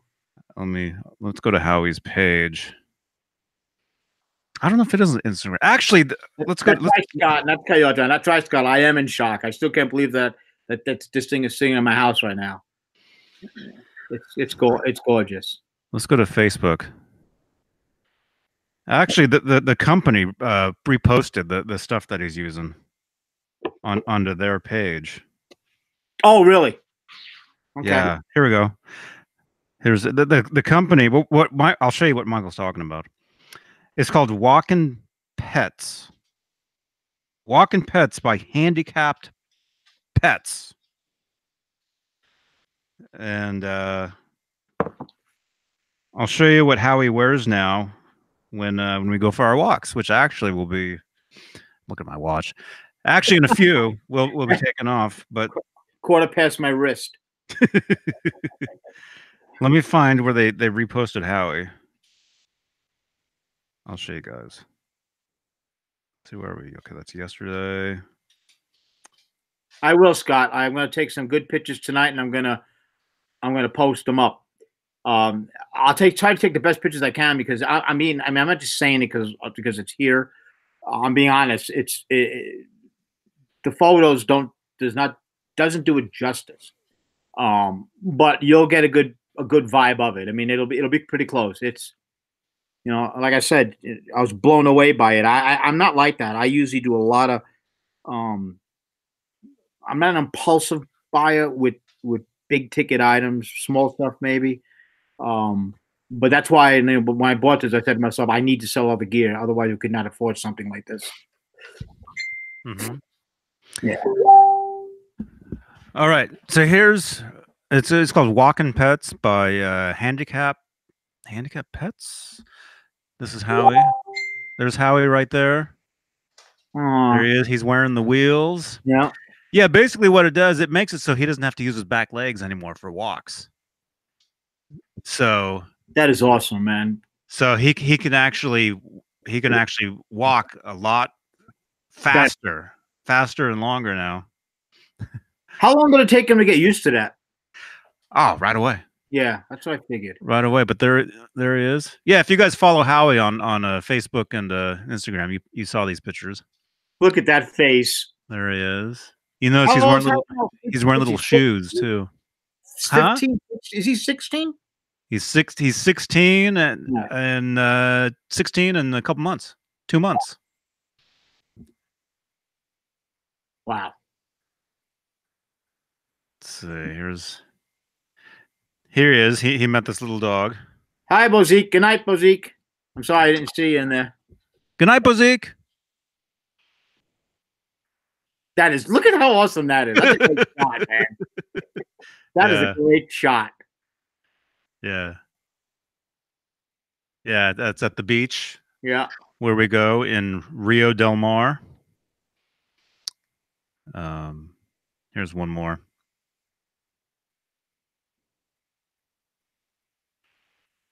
Nice. It's almost like he's posing for it with his paws crossed. Yeah. I see you got little booties on him too. Yeah. Okay. Yeah, he has to wear those because his feet can drag. Oh yeah. Okay. His feet can drag, and so he has to wear little shoes. Yeah, we had something like that for Harley. I don't know if you remember Harley. She passed away a while ago. She had a stroke and lost the use of a lot of her back legs, and then the right leg. We took her to physical therapy for months, and she got a lot of it back, but she still couldn't really walk 100% normal. Mm-hmm. So we'd have to put, like, in the backyard and walk around the house, nothing. But if we took her out, especially like walking on concrete, you'd have to put those booties on. Otherwise, it'll tear up their the paws, the top of the paws. Yeah. Yeah. What happens when dogs get older is they start dragging their back legs as they're walking. So if you look, this is something the vet pointed out, and we noticed it. You look at their toenails, their two inside toenails are grounded down from dragging their feet. I didn't know that. Okay. Mm-hmm. Mm-hmm. Dan Halen, thank you, man. You rock, dude. Here's one more. Here's one more. I took all these pictures. Oh, come on. There he is. Oh. So yeah. So that's what Howie wears now when we go for walks. And he's able to walk, much, much faster. Probably doesn't get tired out as much either, I bet. Oh, right. Yeah. Yeah, he doesn't get as tired. Yeah. And we get so much more attention now. I mean, imagine having Howie anyway. We've gotten attention for 16 years now everywhere we go, But now when people see him wearing those, they're all over it. People yell out of cars. Like one guy yelled out of a truck one time. He's like, "You guys are amazing." People can't believe, you're walking your dog, because they see us. We get out of the car, you have to put the thing on them, Yep. You know, it takes a minute to get him all. You know, he wears all this gear now. They get harnessed up there. Yeah, he's all harnessed up and everything. Yeah. And well, you know what? I guarantee you, everybody most of them, not everybody, shouldn't say that, but they're animal lovers, they're dog lovers, and they're saying awesome because it is awesome that you're doing that for, you know, for your dog. Dogs are family. I don't care what anybody says. Dogs are family, 100%, and I'll do anything at all for my guys. Anything. So, and I know obviously you do the same thing with Howie. So. Oh, it's almost 8 o'clock at night here, and we're gonna go out for our walk, and it's gonna be a 25-minute walk. That's great. You know, that's great. And then after that, I'm gonna go to Five Guys. I'm gonna get a burger. No In-N-Out. Oh, the In-N-Out is like half an hour away from here. Oh, okay. Yeah. No, I'm stag tonight or whatever it is. So I'm gonna. Five burgers it is. Five guys. I'm gonna get. Should I get Five Guys? I'm gonna get something, I guess. I guess it's the first thing that popped in your head. Get it. Otherwise, you get something. You'll go somewhere else and it'll stink. Actually, Five Guys never stink. Actually, their burgers are always been really good. That's my point. You mentioned them. If you go to another joint, you're gonna be like, oh man, you're gonna get the meat will be cold, undercooked. Chipotle is hit or miss a lot of times. A lot of you guys think, you know, I'm totally Chipotle. You know, Chipotle's gone down. Sponsored by Chipotle, but yeah, they're hit or miss. It's sometimes it's great, sometimes it's good, sometimes it's okay. They've gone down a lot in quality, man. That's a Denver-based chain, you know, Chipotle from like early '90s. Yeah, right. 93 is when they started. The guy started the place. Yeah, brought it out here, and you know, they had those couple of salmonella issues. You know, bad meat or whatever back in that hurt them big time, and that hurt me. Yeah, I mean, you know, they're trying. I forgot. We were gonna play the canned laughter after everything we say that we think's funny. Oh, I didn't know that. Okay, it'll make it actually funny. Okay, it'll be quiet the rest of the night. But yeah, they had that big outbreak, and then ever since then, as far as I'm concerned, I've only been there a handful of times. It's not consistent. I guess that's the better word to use, because when it's good, it's good. Yeah, and it can actually be really good. It's hit or miss. Sometimes you go and it's like, yeah, this is pretty good. Sometimes it's like, there's something wrong, and then sometimes it's amazing. Sometimes it's perfect. It's better than perfect, but it's rare that it's like that. It's never. Whereas Five Guys burgers, it's always. Yeah, it's always spot on. It's always spot on. Yeah. John, I agree. It is kind of heartbreaking watching them age, but you know, you think about all the amazing times that you had with them. We all age, right? I mean, it breaks your heart, and then I just had to let Davey go a couple of months ago, and that was one of the hardest things I've ever did in my life, man. But he was dying from the kidney disease. We kept him along. I'm sure most of you know the story. He kept him along a lot longer than the vet said that he would last. And now I got a new rescue dog. I got my little pit bull, and she's a blessing. So you're saying who saved who. I think more than not, the dog saves you, but that's my personal opinion. Yeah, and I'm sorry about that, man. No, thank you. Yeah. We discussed it earlier. It's part of life, man. But like I said, they gave him 2 weeks, and he lasted 6 months. So, oh, it looks like we're gonna get a performance. By me? Yeah. Oh no, not on Hangouts. No. Oh, did you gonna grab an axe behind you? Good night. No, actually, I forgot I left something in the freezer that I gotta take out. Oh, okay. I don't want it to explode. Are we close to being good or what? What do you think? I'll hang out if you want. I mean, I don't know. We're close because I got a Howie and I see he's. Oh, I know. Yep. We gotta go. Let me. Go ahead. He's signaling you. He's right near the door. I know.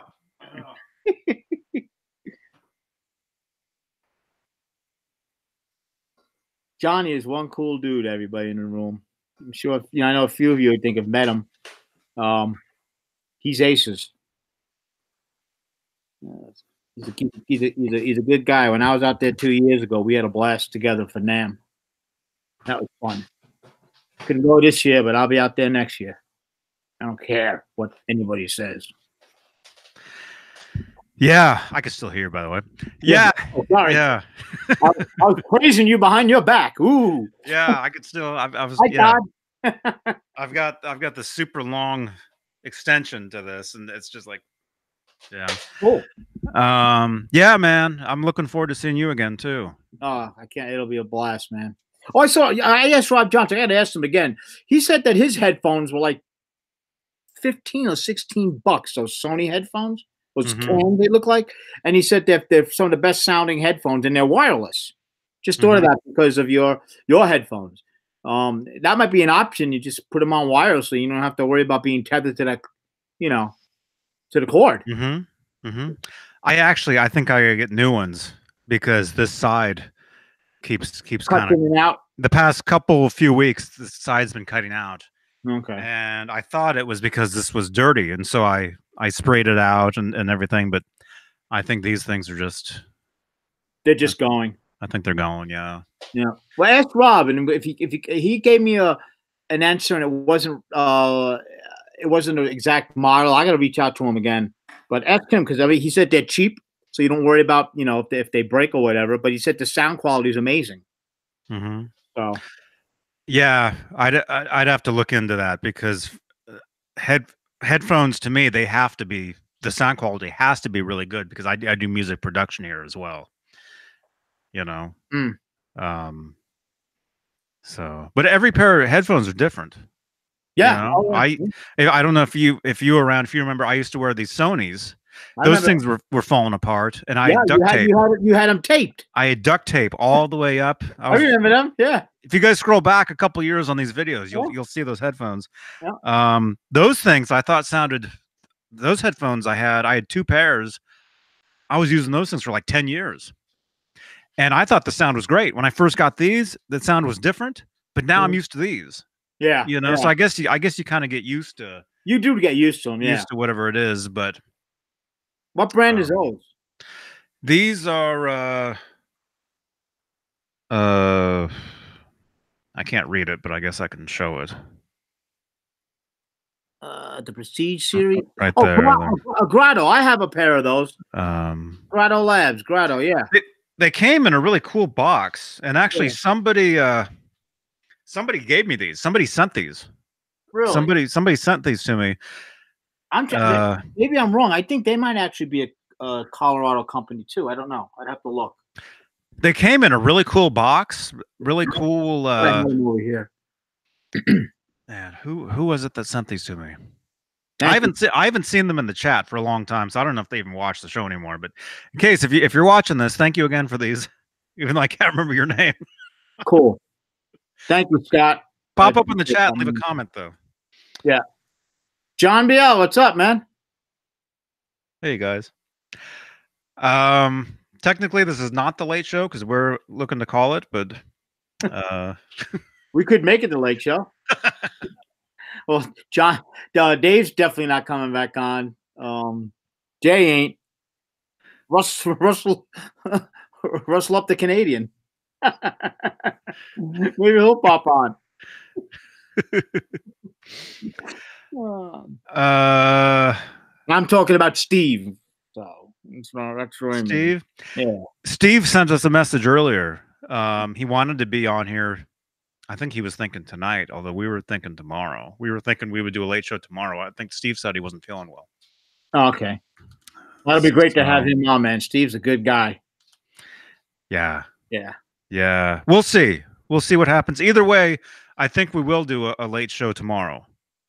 Cool. Meaning we'd be starting in about an hour from now. Exactly. Yeah. So in exactly 25 hours, we should end it. We should pull the plug now, I guess.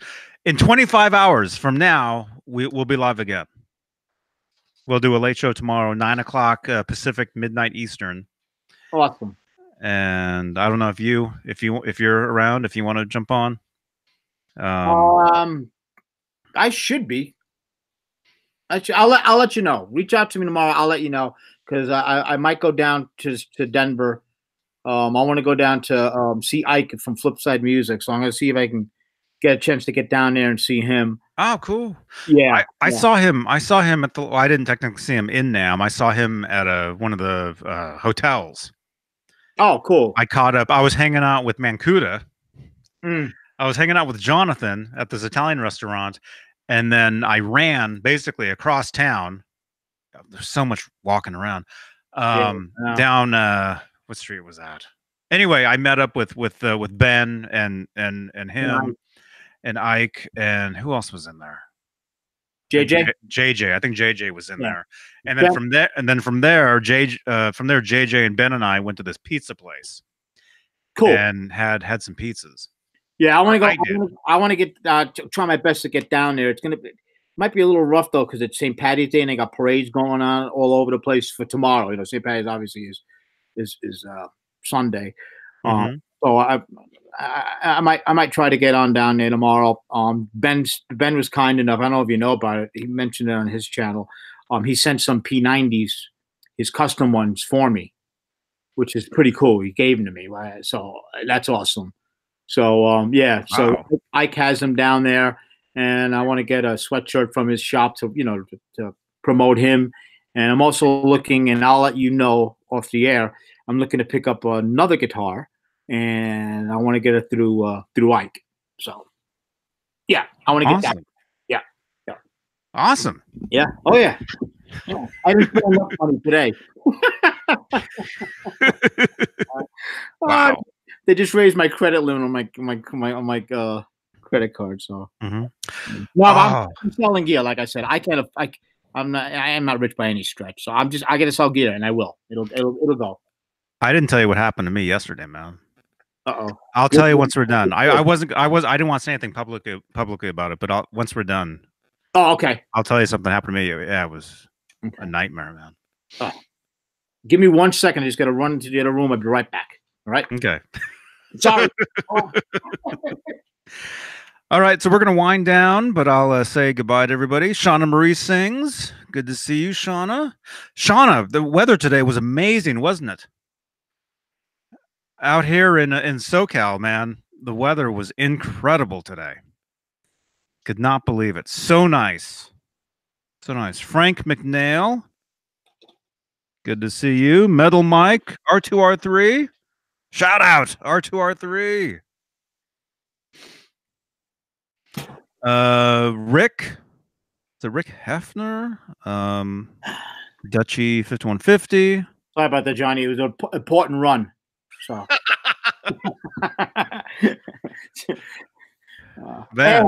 one last time, I just oh, it's got the Johnny Beane graphic, that guitar. That's yes, it does. Kind of hard with the light just to get a look at that top, man. There it goes. Oh, that's cool. You see a little better there, I think. I'll put some pictures up on Facebook, and then the neck. I mean, I can't. I'm still ecstatic that I'm holding this darn thing. It's wow. Yeah. If you post some pictures of that to the Johnny Beane TV Facebook, and I'll repost it for you. Yep, and we'll also I'll put some up in the Discord.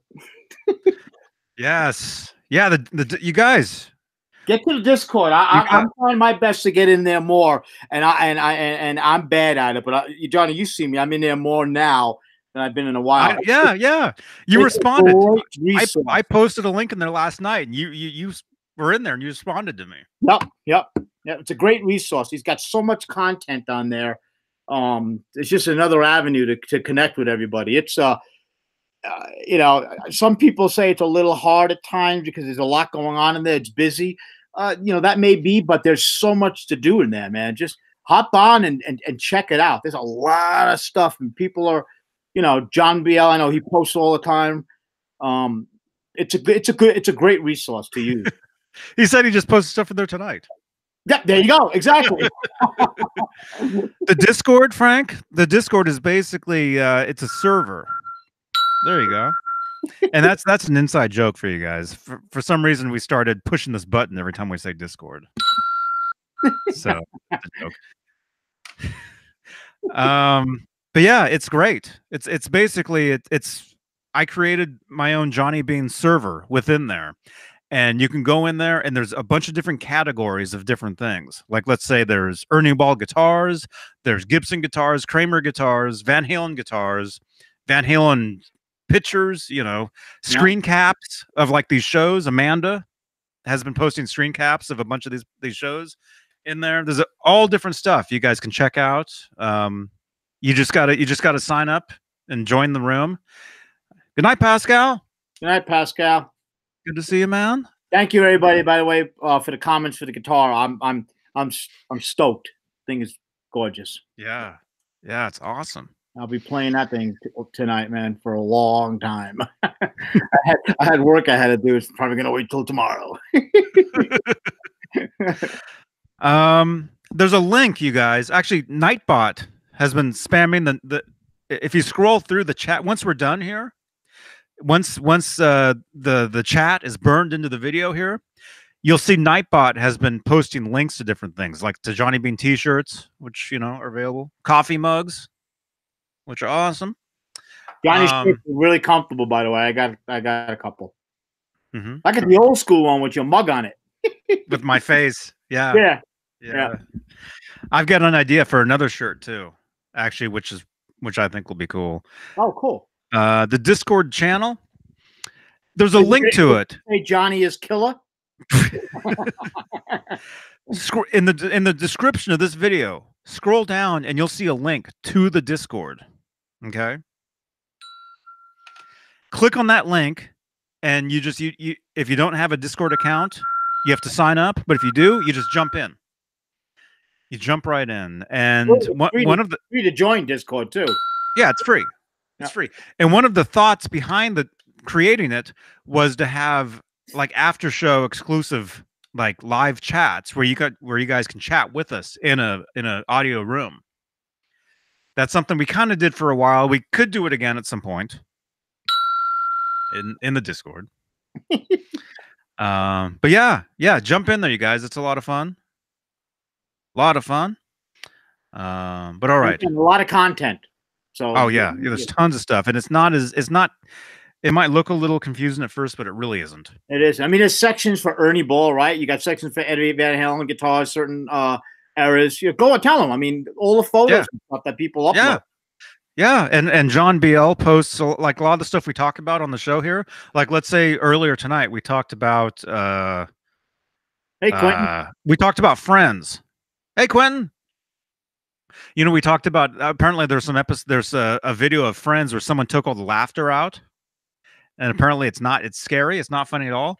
Like, that video could be in the Discord now because we talked about it. This is their laughter.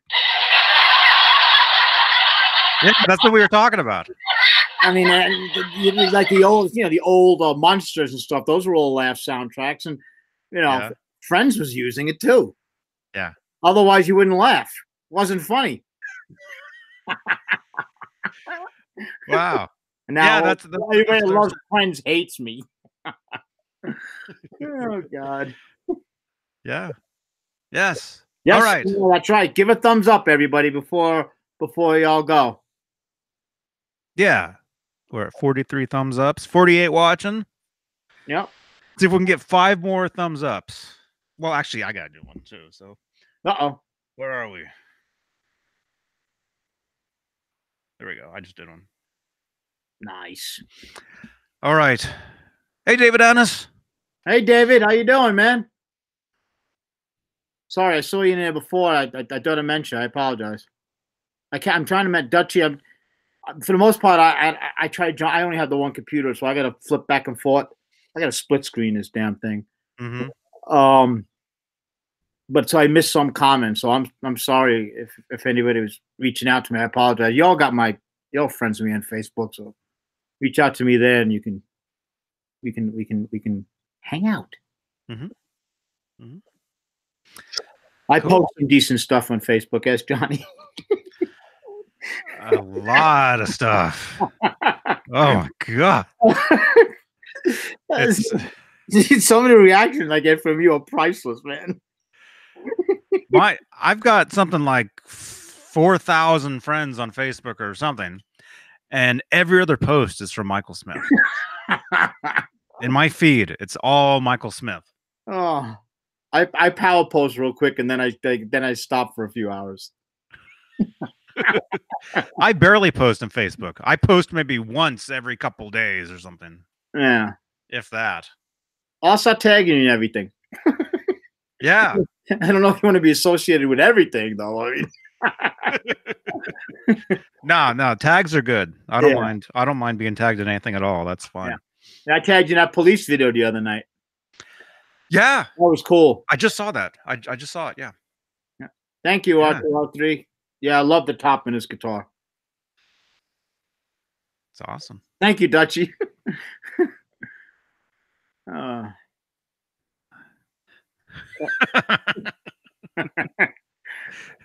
All the time, Mad Dog.